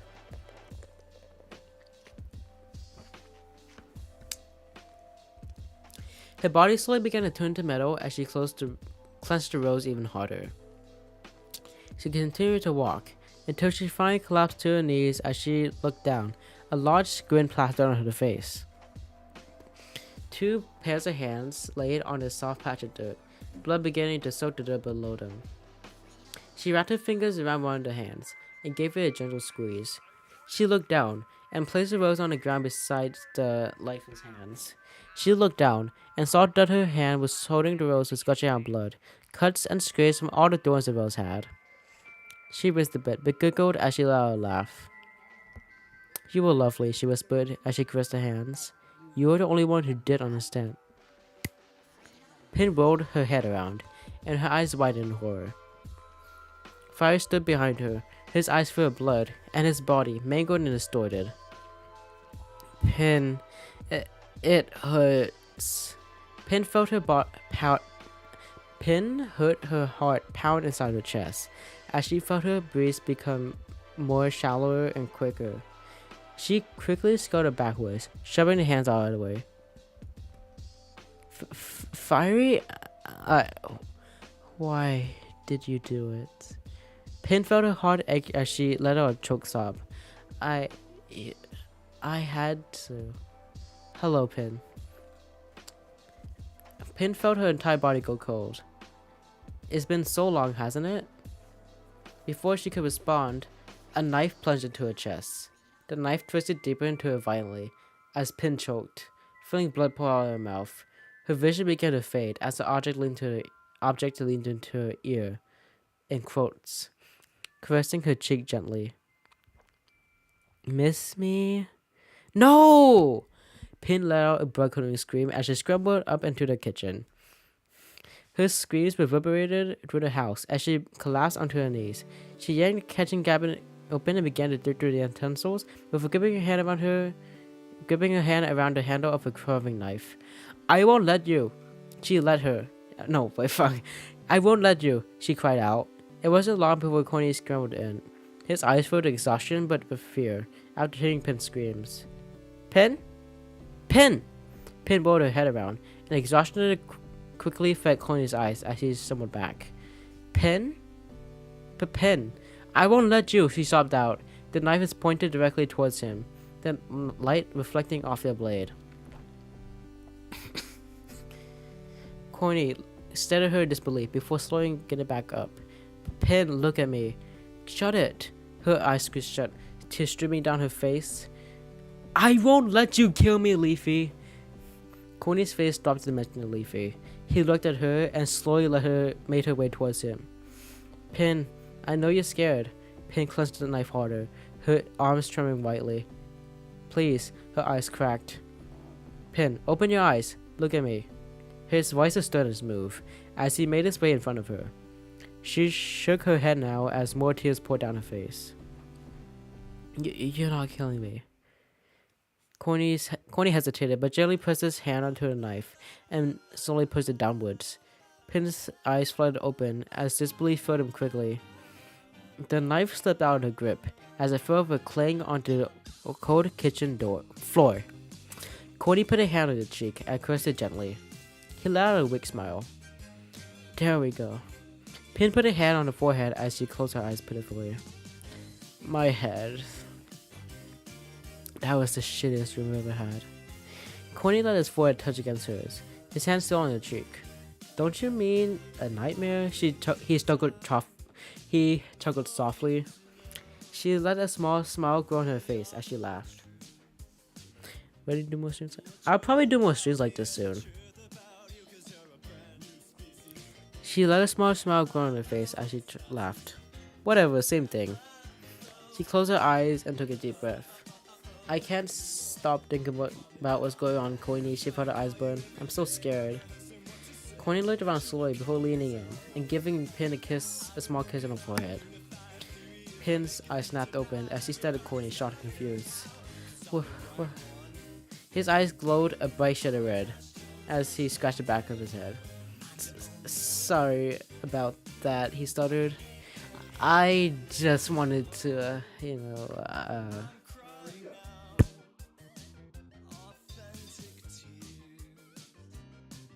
A snicker made Corny stop talking. Pin let out a laugh before looking at Corny, holding his hands and giving them a gentle squeeze, feeling the warmth and softness of his hands. No need to explain. She leaned in and gave him a soft peck on his lips. I already know. Alliance meeting. Golden's frustrations filled the air as pencil smirked. My god. Again, Ice Cube winced out. This is important, girls. Trust me, you can appreciate it. Pencil winked. Ruby looked at a Flower and frowned. I'm really sorry, Flower, but... Flower scoffed and held her hands. Please, Ruby, don't apologize, you goofball. Go ahead. She gave her a kiss. Ruby gushed and looked up at her. Her eyes filled with glee. Gosh, thank you, Flower. Brooke rubbed her arm and cleared her throat. You know, the Flower x Ruby shippers would be really happy right now. Flower, please. Brooke gestured her towards the door. Flower sighed and waved goodbye to Ruby as she walked out. Ruby waved and gave Brooke a hug. She kissed me! I can't believe it, she squealed. Brooke forced a smile onto her face. I'm so happy for you, Ruby. She gave her a hug. Ruby giggled until Pencil cleared her throat. Alright, free smarters. I have something important news to show you all. Match nodded, grinning at Pencil as if she knew how important it was. Well, what is the important news, Pencil? I'm very glad you asked, Bubble, she winked before turning around and gave out a small hand tag. Alright, girls. I was, walking around Match earlier today, she whispered back, and, I found something that seemed really suspicious. Everyone in the group checked out Nova's glances. What was it? It has something to do with what's going on. Pencil reached into the bag. Ruby nervously took Brooke's hand and leaned in closer to her. Book, smiling a bit, put an arm around her in comfort. Pencil snatched a small tag out of her bag and dangled it in front of the three smarters. Behold, the rule stay quiet. All eyes on Pencil. Pencil, your doctor is here for the 5th time today to show us a tag. Not just any tag, Book, but if you look closely, you see that someone wrote Fire's name on it. She held it up. This could be a major clue to the so-called quote-unquote accident. Bubble sighed. What if it's for something else, Pencil? Like a gift Fiery was supposed to get. Pencil looked up, beginning to get lost in her thoughts. It could be, but look, if it really was a gift for Fiery, wouldn't it say to Fiery or something? Matt grabbed the tag from her hands, and her eyes scanned through it. The only thing it says is Fiery's name, and something that's scribbled out. Then is it abandoned gift tag that someone dropped or something? Book slide out. No, it's a clue of the murderer. It's a gift tag. Clue! Gift tag! Clue! Pin could hear the three smarters arguing from above. She rolled her eyes. Stupid three smarters. Whatever. Hopefully the place will quiet down when she finishes this. She looked down at the small piece of paper in her hands. A list of names was scribbled onto the paper, with Fire's name scored out. Pin took out a pen and scanned through the list. There was Rocky's name written with shiny black ink. Pin smiled a bit before she was harshly scribbled out his name, ink bleeding through the page. She sighed and looked through once again. I have to at least get rid of one more weak object in here to at least make it look like an accident, she muttered. But the other knows it's a murderer. She sighed. What am I going to do? She mumbled. She continued to read through the list before a loud yell made Pin come out of paper. Ruby! Pin looked up fiercely at Flower, who was waving madly towards the top of the Yol Needy. Her voice obnoxiously loud for Ruby to hear. She could see a small gleaming gem waving down towards them. Hi, Flower, her voice echoed. Flower beamed with happiness before looking over at Pin smoking. Jealous much? She snickered. She walked past her, shoving her nearly out of the way before laughing a bit. Out of my way, Pin. I need my space. Pin, fearing now in her eyes, looked down at her crumpled mess of a list. There, she furiously circled Flower's name in bright red ink. Okay.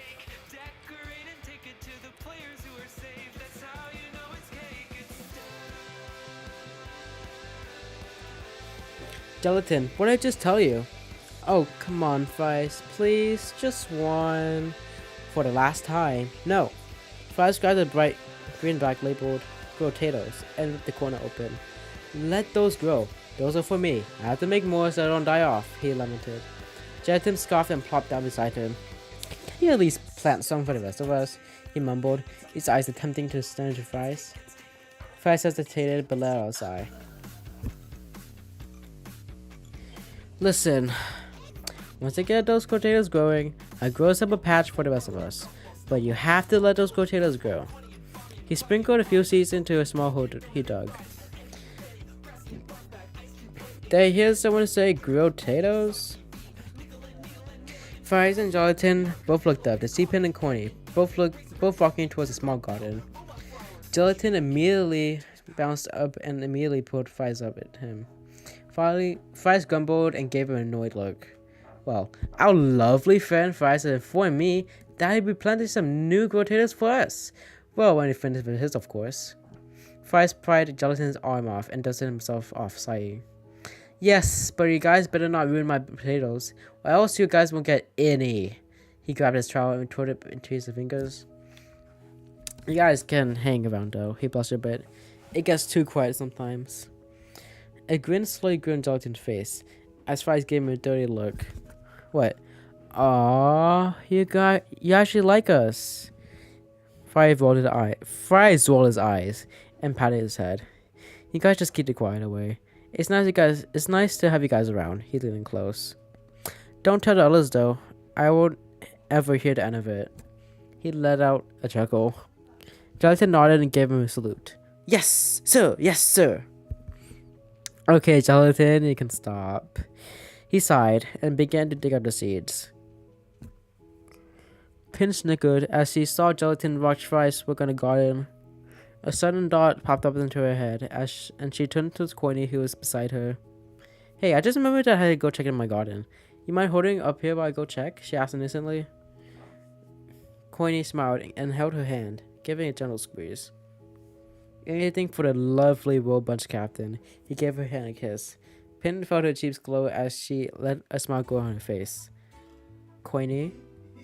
He chuckled and stood right up. Of course. Go check on their plants. I'll be here. He leaned in and gave her another kiss. Bye, Scarlet, he whispered. Pin let out a laugh before gently shoving him off. I'll see you in a bit. He smiled, but felt a dark heaviness in the back of her mind. Hopefully I see you happy like this again. Before someone else was found dead. Hey, Ruby. Yeah? Do you think we're gonna, get murdered? Ruby shot up and set down a book, shock filling her eyes. Book. It was just a thought. She put her hands up and stared at the sky. It was just a dumb thought, she mumbled. Ruby frowned and grabbed her hands, yanked her up. Book let out a gasp at a sudden yank, blinking a bit before looking into Ruby's eyes. Ruby's eyes. Listen.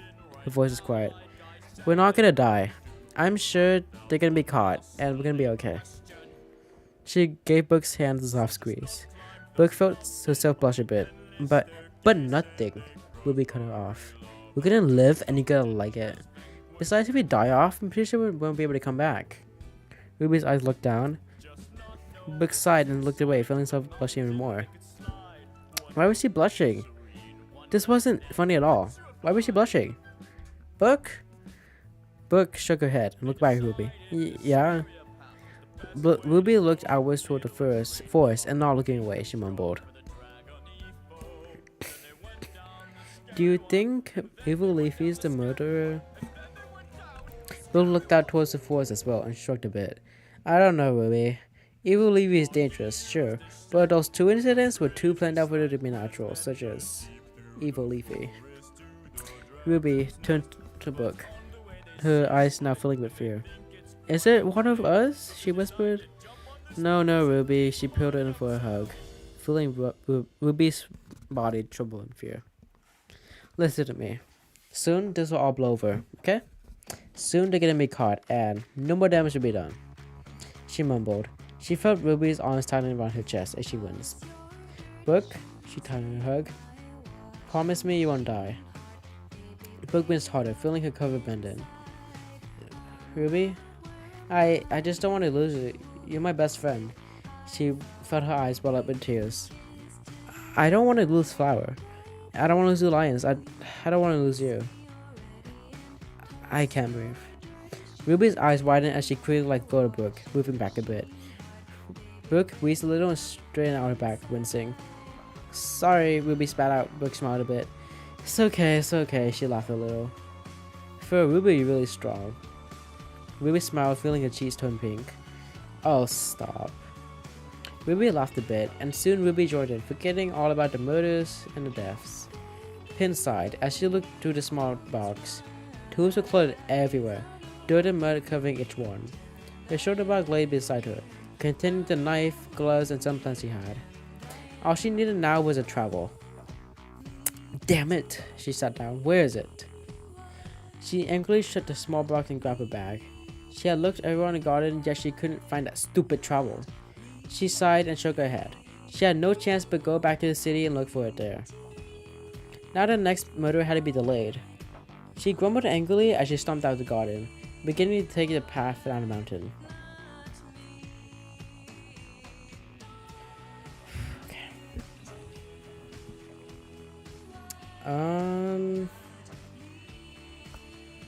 Who could have taken my stupid trowel? She kicked a rock.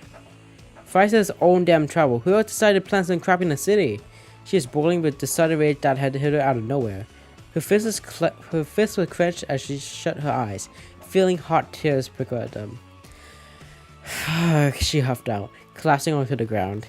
She held herself close as she could feel the heart racing inside of her chest. Today's supposed to be it. Today's supposed to be it. Damn it. Her eyes shuddered as she felt a tear roll down her cheek. Everything about this was trying to nip away her sanity, as well as her mental health in total. It takes so much energy to plan and go to her mother, and she already bulldozed to herself. She looked up, her eyes now overflowing with tears. Should she just give up? There has to be another way. There has to be another way. She looked around, surrounded with bushes and plants. She crawled up around them and examined the colors and leaves, trying to take a guess of what type of wild plants there were. Above the white, bell-shaped plant stood at the pin. She gasped as she gently brushed her hair over the soft, silky petal. The lilies of the valley? But she was... How? She looked behind her, looked at the plants. The entryway to the garden had new life glowing everywhere, and Pim was too distracted to even notice. She stood up and rushed over towards another bush of plants. Oleanders. Her eyes sparkled in awe. Did my garden make these? She whispered. Yes, they did.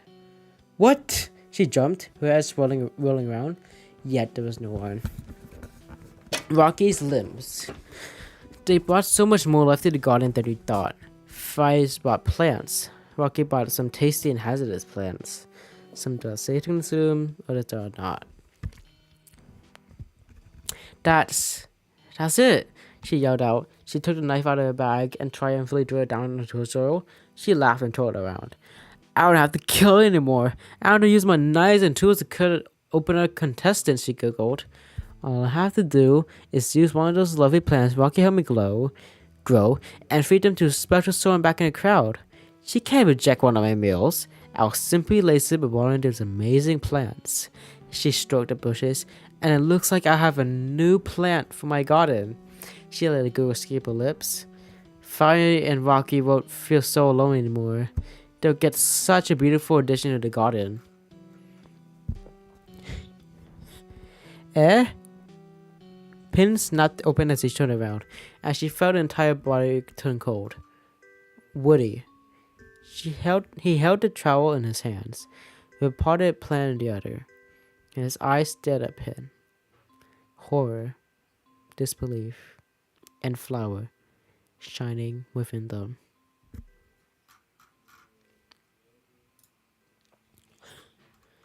Shit, was all Pin could say. Oh, this is like very much gore warning. I think as soon as someone might be cooked, shit, was all Pin could say. As she saw Woody standing beside her, hearing everything. He slowly began backing away, the trowel slipping out of hands, as well as the potted plant. He pointed towards her direction and let out a whine of fear. Woody, wait. No! He quickly sprinted the opposite direction, to the different path that returned to Ghost City. Pink quickly sprinted after him, her heart pounding painfully at chest. She leaped over and grabbed his wrist, and he came back to her. He shrieked in fear and struggled to get him loose from Pin's grip. Her eyes blazed with fear and concern as she tried to grip. Where do you think you're going? Her voice cracked a bit. Woody's body trembled violently as he began to rip it out of pain, tugging his arm with all his might to try and run back, and warn everyone. He shook his head out of fear as she yanked him closer. Don't you dare tell anyone, you... Woody cried out angrily and bit her wrist, letting his teeth sink deeper into her skin. Pin let out a yelp as she yanked her hand back, feeling tears sting her eyes. Woody coughed a bit, and quickly sprinted down the path even more. Feeling panic rushed through his veins. He ran deep into the path, where trees began to block out the beaming sunlight that hugged the mountain. As his surroundings began to get darker and darker, he slowed down and leaned against the tree, wheezing and letting air back into his dropping lungs. His eyes quickly scanned around. All he could see was trees and bushes. Just trees and bushes, and silence. He looked down, and he saw a jagged rock by his foot. With a trembling hand, he gently picked it up and held it in his hands, deciding to keep it as some sort of self-defense. Hopefully he could defend himself if stupid anxiety stayed out of the way. After a few minutes, He slowly began to make his way back, cautiously looking around and making sure he wasn't being followed. He looked up at the crooked branches of the trees and stared at all of the leaves swinging from him. He shuddered. He was so sure that Leafy was behind all of this. Leafy, over Leafy, one of the two. But Pin? He shuddered, clenching the rock harder. No, he couldn't think about it anymore. The damage was done, and no one could do anything about it. At least he and the others could avenge Rocky's and Leafy's death by letting them know that. You! Woody felt someone slam onto his back, and the two began to tumble down the path. They growled angrily and pinned Woody down.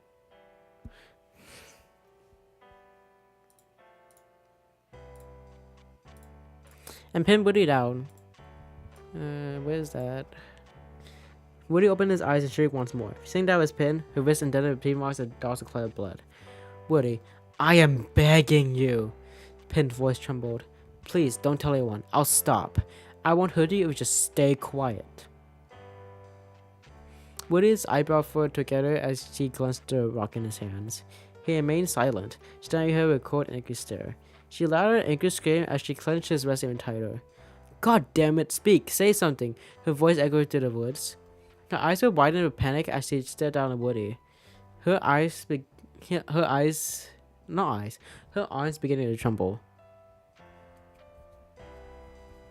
Woody felt his body slowly going cold from anxiety spike.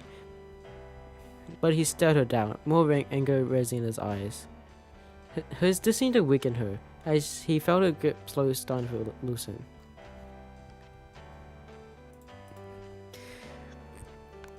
I mean, if the chat's frozen, that's pretty much your fault because you're not chatting at all.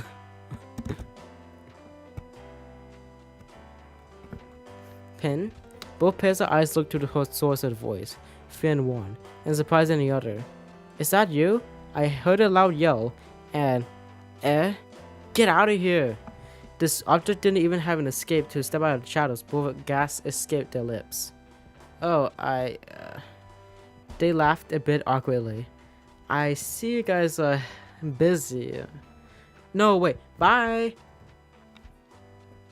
Scurry footsteps were heard, getting quieter and quieter as they dashed away from the scene. Pin grunted angrily. Oh, there's no one, okay. Quinn grunted and she lighted away. Fine, have it your way then.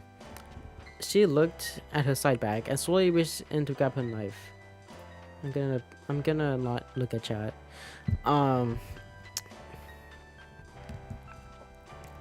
She felt her head pound painfully as she clenched the knife she had. If you won't keep quiet, she whispered, I'll... Woody quickly swung the rock towards Pin's eye and smashed the rock into her face. She screamed in pain as she fell back, feeling tears of blood pour out of her left eye. She grunted as she looked up. Ruby scurried up began to run off again, trying so hard to increase her speed and tell everyone the truth back in the city. That's enough! Pin grabbed the knife and swung it towards Woody's direction. Even with bloody eyes, she managed to win her aim, and as the knife stabbed Woody in the back, he led to an awful wheeze as he collapsed onto the ground. Ghosts of pain escaped his lips as he began to drag himself down the path. He could see the clearing just ahead. The city is right there. He can make it. Pin staggered this way, and chuckled quietly as she saw him whimpering and dragging his body towards the city. She could hear Stoker's breaths as he clawed at the earth, trying to pull his way to life. That's all he wants. He doesn't care anymore. He just wants to live. Please let him live. Just let him see the others just one more time. Those dots were silenced as he felt something press on his back. He spat out blood as he wheezed harder. Leaving so soon, huh? Pin whispered. Woody trembled as he clawed at the ground, whimpering and letting out a few tears fall down, standing the dirt below him. He let out a whisky plea before he let him go, that he simply wanted to live. Pin laughed.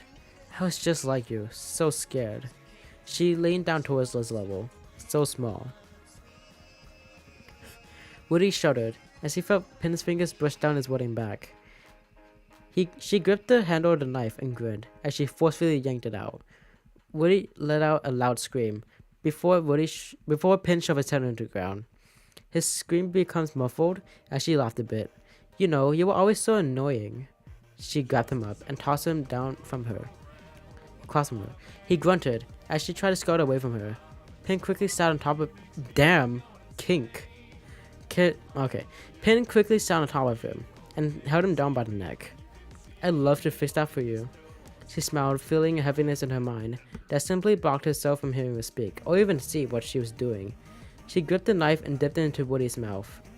Woody began to scream in fear, quickly catching on what she was about to do. "It's time to shut up, Woody." And with that, she dug the knife into his cheek and slit his mouth from the corner to his side. He let out choked screams as he felt blood pour down his chin. She turned the knife and did the same with the other cheek, leaving him with a sickening, bloody grin. He no longer screamed, but instead let out soft chokes and whimpers. Pin frowned. Didn't work? She let out a sigh. Well, let's try this then.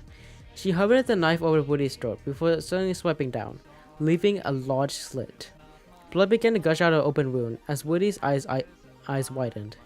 His body began to twitch violently, and Pin let put a happy sigh as she watched him thrash around like a fish out of water. After a few minutes, Woody's twitching died down as he lay still.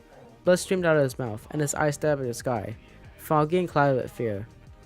Pin's left eye let out more bloody tears as she sat down. It worked. She stared down her hands, seeing the bloody knife just inches away from her. Her eyes began to darken. She blinked, and as the heaviness escaped from her mind, she blinked a bit before she winced and lifted her trembling hand towards the blade eye. She felt the liquid and looked down her hand, who was slowly painting over her face. Her wrist was so swollen and bloody, with fresh blood now covering her fingers. She looked down at her legs, which were covered in the scars and bruises as she earned herself after tumbling down the path of Woody.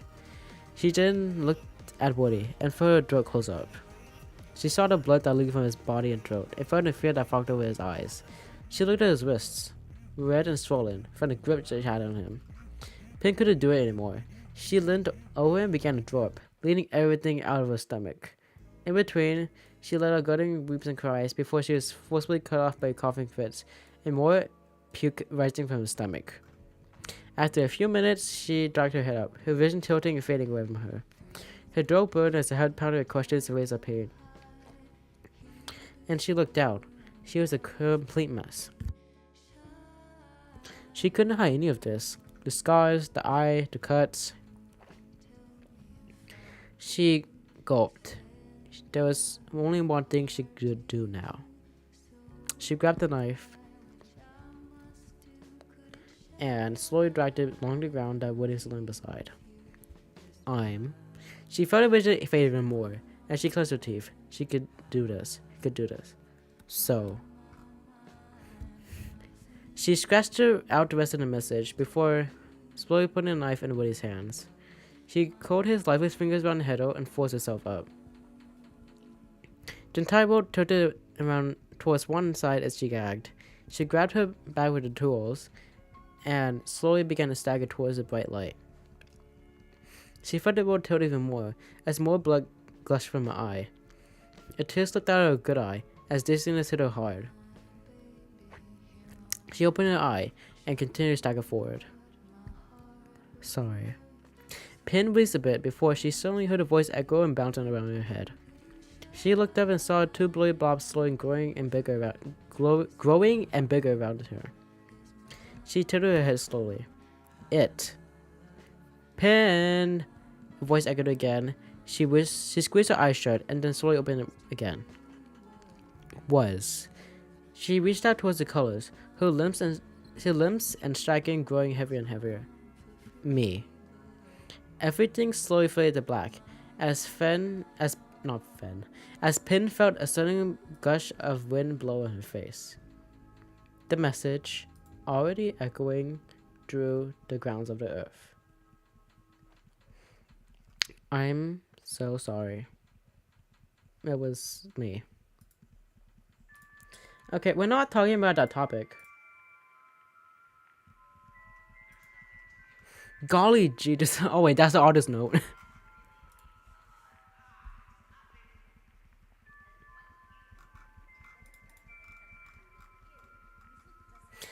Actually, I might stop at the next chapter.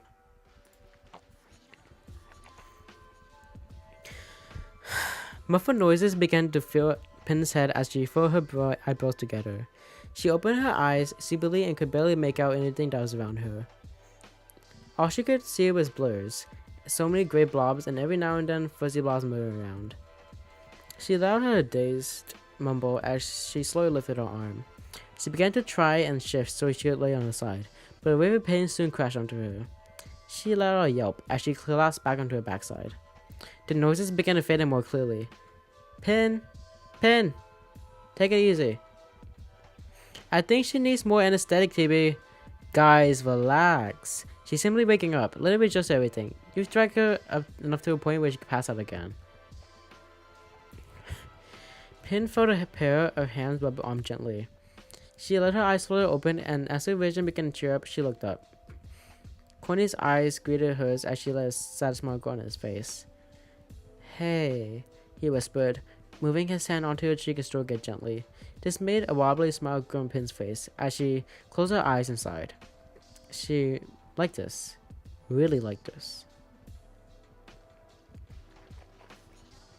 Well, is she getting up or what? Ugh. Pin blinked a bit and looked around the room, dazed. Golf Ball was sitting on top of Pin's ball, clipboard in hand. Fuzz was beside him, holding some rubbing alcohol and cotton balls. He gave her a smile. Glad to see you're up.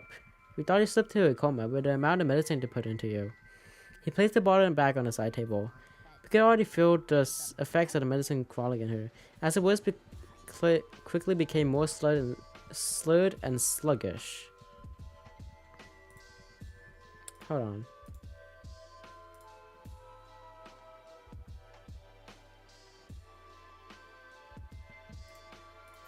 Okay. What was all she was able to mumble out? Golf Ball jumped down and walked to the side of her bed. Golf Ball jumped. Oh wait, you're in the lab. We figured you'd patch you up and give you some more medicine. The injuries you had were fatal, but we had to do some work on them. Especially, she made a gesture towards Pin's face. Pin lifted her hand up, and her fingers brushed against the soft bundle of bandages that was wrapped around her eye. She blinked even more, confusion eating her away with the antibiotics. Why? She looked down at her wrists. Bandages hugged them, the white slowly fading to a light shade of pink from the blood. Bandages were on her legs, covering the scratches and the cut she had before. She looked at Corny, fears slowly starting to eat at her as she realizing what it was done. Corny put a hand on her cheek and gave a reassuring smile. Hey, it's okay. You're okay. He whispered. He let his forehead touch hers as she felt her throat tighten. Memories began to flood back into her dull mind as she began to realize what she had done. Woody. The plants. The message. She had to make up an act. She had to make up one now. There was clearly enough evidence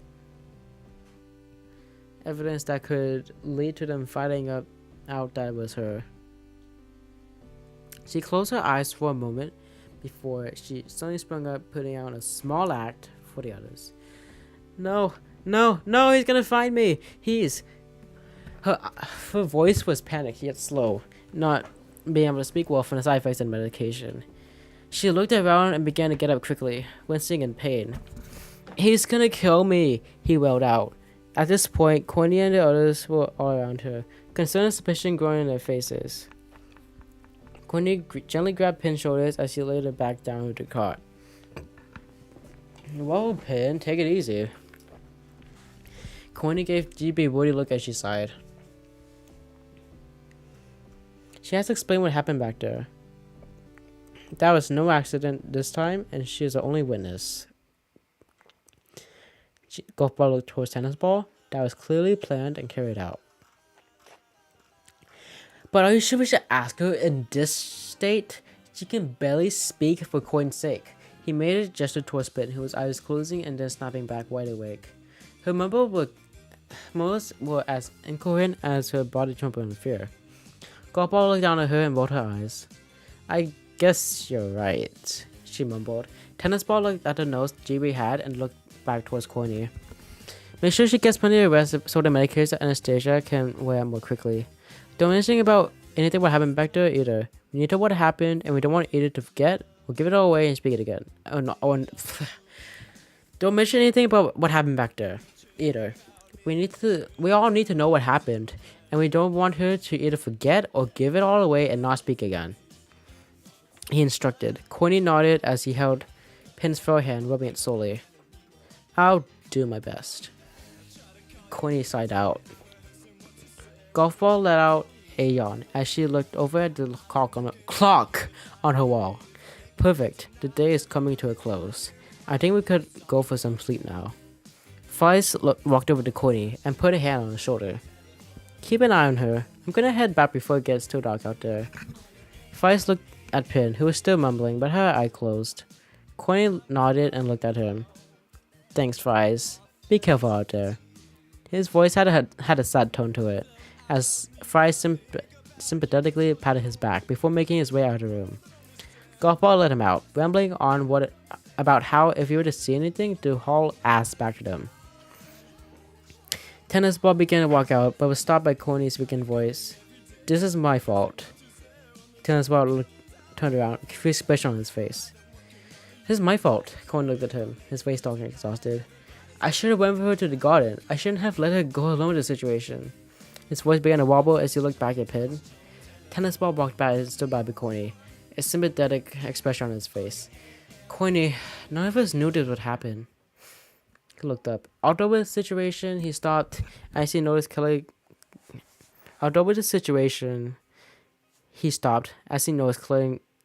glaring daggers at him. Tennis Ball let her nervous choker step back. But look at her on the bright side. She wasn't terribly hurt, and she isn't dead. But what if she was? Corny yelled back at him. This made Timmy jump. I can't imagine what would happen if we decided to look for her later. Well, if we found her, it was too late. He hit his face. I can't believe someone as fair as Woody would do this. He let a tear slip out of his eye as his hand brought him to her fist. Tennis Ball sighed and stood up. Listen, let's not think about that right now. She's here and she's alive. She's breathing. We all did what we could.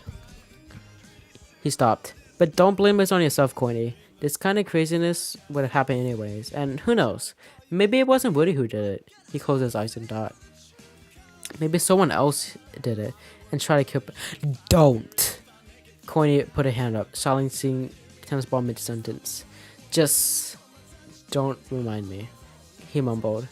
Sorry. Not Corny. Tennis Ball looked over at him. But for now, let's just focus on her well-being. She's gonna be okay. She just needs some rest. We all need rest after this craziness of a day. He yawned. Corny looked down at Pin and sighed. I guess you're right, was all he was able to mumble. Tennis Ball gave him a kind smile and Corny and checked his smile back. Tennis Ball. Golf Ball's voice echoed throughout the building. Come here. I need you to do something for me. Tennis Ball sighed as he looked back towards Corny. You rest up too. She'll be out like a light soon. I'm gonna lock the lab down, and we'll be upstairs if both of you need anything. And with that, Tennis Ball left, shutting the door behind him. Corny looked down and found out at Pin. She just continued to mumble, but her eyes were still closed. He held her hand and gave her a squeeze. I'm sorry, Pin, he whispered. I'm sorry I couldn't do enough to help you. Pin's mumbling soon came to a stop as she heard Corny's voice. The room didn't fall into a silence, besides the soft chirps as the crickets outside. And soon, a sniffle. Corny angrily wiped his eyes and held her hand. Ugh, I feel terrible. Angry, confused. He spoke to himself. Pin let her eyes slowly drag open as she looked over towards him. It's all my fault. I'm a terrible boy. His voice faded as she tried to say the word. He wasn't used to it. He never imagined he would be dating such a He never imagined he would be dating such a heroic lady like Pin. His eyes darted towards Pin as he felt her hand brush toward her cheek. He smiled quickly. She smiled weakly as her eye began to sparkle with tears. Jesus Christ, I'm really bad at reading. Hey, she whispered. It's okay. Corny put his hand on hers as he shook his hand. It isn't, Pin. I should have went with you or looked for you earlier. Or he was suddenly shushed by Pin, who put a hand on his mouth. I'm okay, alright? She mumbled. I'm hurt, sure, but I'll be okay. Don't blame yourself. Coney sadly embraced her, giving her cheek a kiss. She smiled even more, feeling herself melt into the warmth of his arms. She felt so safe. She felt like nothing was ever going to hurt her when she was with Courtney. But that was the issue. No one would be able to hurt her, except herself. Flower, please stop. Book didn't do anything. Book can kiss my ass. Ruby sighed angrily and crossed her arms. Arguing with Flower is like fighting with a fire-breathing dragon, especially when she was in a bad mood. Flower, me and Blue were just hanging out. We just wanted some time together since we barely hang out since the alternates. She used air quotation marks that were alternate. Flower rolled her eyes and scoffed. And you guys were out for hours. I was worried. Flower stomped her foot. Ruby's hands soon balled up into fists as she lay on one side. And what is that supposed to mean? Ruby gritted through her teeth. Flower opened her mouth to speak, but nothing came out. She stood there and stayed quiet, trying to find a word she could say to Ruby. Ruby tapped her foot impatiently. Well? I just didn't want you to leave me for her. Ruby's eyes widened as she stared at Flower in disbelief. Huh? Flower glared down at her. Do you really want me to repeat myself? She snapped. Ruby simply stared up at her, confused and oblivious to what she meant. Flower rubbed her temples and sighed. I didn't want you going with Brooke because I feel like you're gonna leave me for her. Flower stared toward his side in shame before she heard quiet snickering. She looked down at Ruby and started laughing to her hand. Flower felt her cheeks turn red as she clasped her arms. Hey, what's so funny? She screeched out. Ruby laughed a bit more before wiping his eyes. Flower, are you serious? I would never do that. I'm not in that type of object to do that. This is really low. She gently took both of Flower's hands and held them in her own. I love you, and only you. You're beautiful, and I would never leave you for someone else. She looked down, though.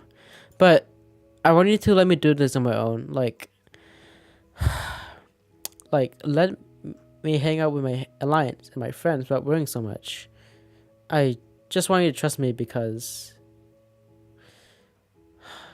She looked towards her side. I just don't think it's right to control my every move, you know? Flower gave her a saddened look and sighed, sitting down onto the sidewalk. Ruby did the same as she crossed her legs and looked to her side. I'm sorry, Ruby. Flower put her hand on her head. I really had to check myself. I can't do that to you. She looked down. I want to become a better person. I really do. Hell, I want to be part of your alliance with you and be friends with everyone, but it's just... She sighed.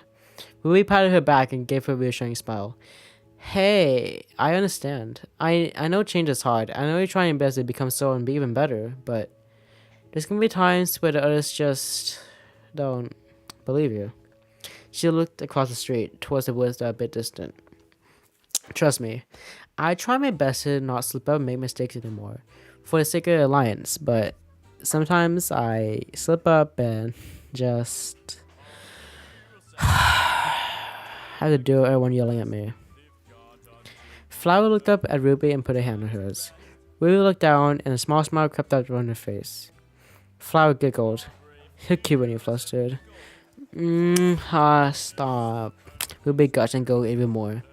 She looked back at her, beginning to focus once again. But, yeah, change takes time, but in the end, it'll be fantastic. There'll be slip-ups, but with your non-slip shoes, I'm sure you'll be able to make it through. She gently punched her arm and Flower laughed, wrapping her arms around Ruby and letting her leave sigh. Thank you, Ruby, she whispered. I promise I'll try my best to be more better with you. You're welcome. Guys! The two looked up and saw a few figures running towards them. The Alliance. Oh, hey guys, what's up? Like, there's no time for greetings. Ruby, you gotta like here where we like saw match put it on. Pencil nodded. Oh, so is it gossip then? Flower questioned. No. I think the right term is tea. Ruby exclaimed. Is this tea? Oh, I guess so. Ruby shrugged. Book peered at her too, waving towards Ruby. Ruby waved back, and Flower gave Book a kind yet crooked smile. Book chuckled a bit. So, our little alternates decided to head out into the woods, just because they wanted some time out. Pencil made a gesture towards Ice Cube, and Book made their way to the front. And you have to, like, hear about what they saw. Book coughed a bit and looked up. We were heading up to the sunset because Icy wanted to see the sunset, right? Book told the others. Everyone nodded. And as we were heading up, I hear some noise. Ice Cube added on. So I decided to check it out, but because of that, I kind of drifted away from Book. But as I went to see what the noise was, I saw... Yeah. Yes, Ruby is eagerly listening. I saw... Yes! Everyone yelled at once. Ice Cube felt a mischievous grin grow on her face, and she listened closely. I saw Pin and Woody, and I think they were kissing. Ruby and Flower gasped before looking at each other. But isn't Pin dating Courtney? How could she do that? Ruby asked, pity filling her voice. Ooh, Courtney's gonna be so mad. Flower sneered. Book cleared her throat and got her two to look at her. But as you guys know, Woody's dead and Pin is hurt. So our guess is that they were murdered by Leafy. But are you sure it was Leafy? She couldn't have done that. Book sighed and looked back up. I don't know, Icy. I heard Golfball saying that Woody was the murderer because there was a message on the ground saying, "I'm so sorry, it was me." But that could have been easily forged. Ruby looked at Book and raised her hand. Book laughed a bit. Yes, Ruby? Have you guys suspected Pin? She wasn't killed, she was only hurt. Book thought for a moment and looked around, meeting everyone's eyes. Maybe it could be. But I would assume it didn't come out proof, so listen here.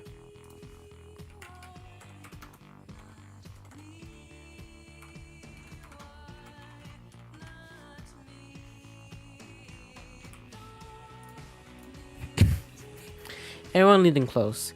Tomorrow we're gonna question her about it. We'll take her out of the science lab, or we'll make sure she's just all alone. If she's the culprit, well, we'll turn her in. If she tries any funny stuff, she paused. Let's just say Courtney won't be very happy to hear what we saw. Whew, okay. I think I'm gonna stop for today. It's been really fun reading Fear Garden and a little bit descriptive of the like gore part of the fan fiction, but it was really fun to listen to and fun. No, not listen to, but it was fun to read, especially like with reading the chat too. So thank you guys for watching. I hope you have a great day, and yeah, or a great night, or wherever you're located. All right, thank you. Bye.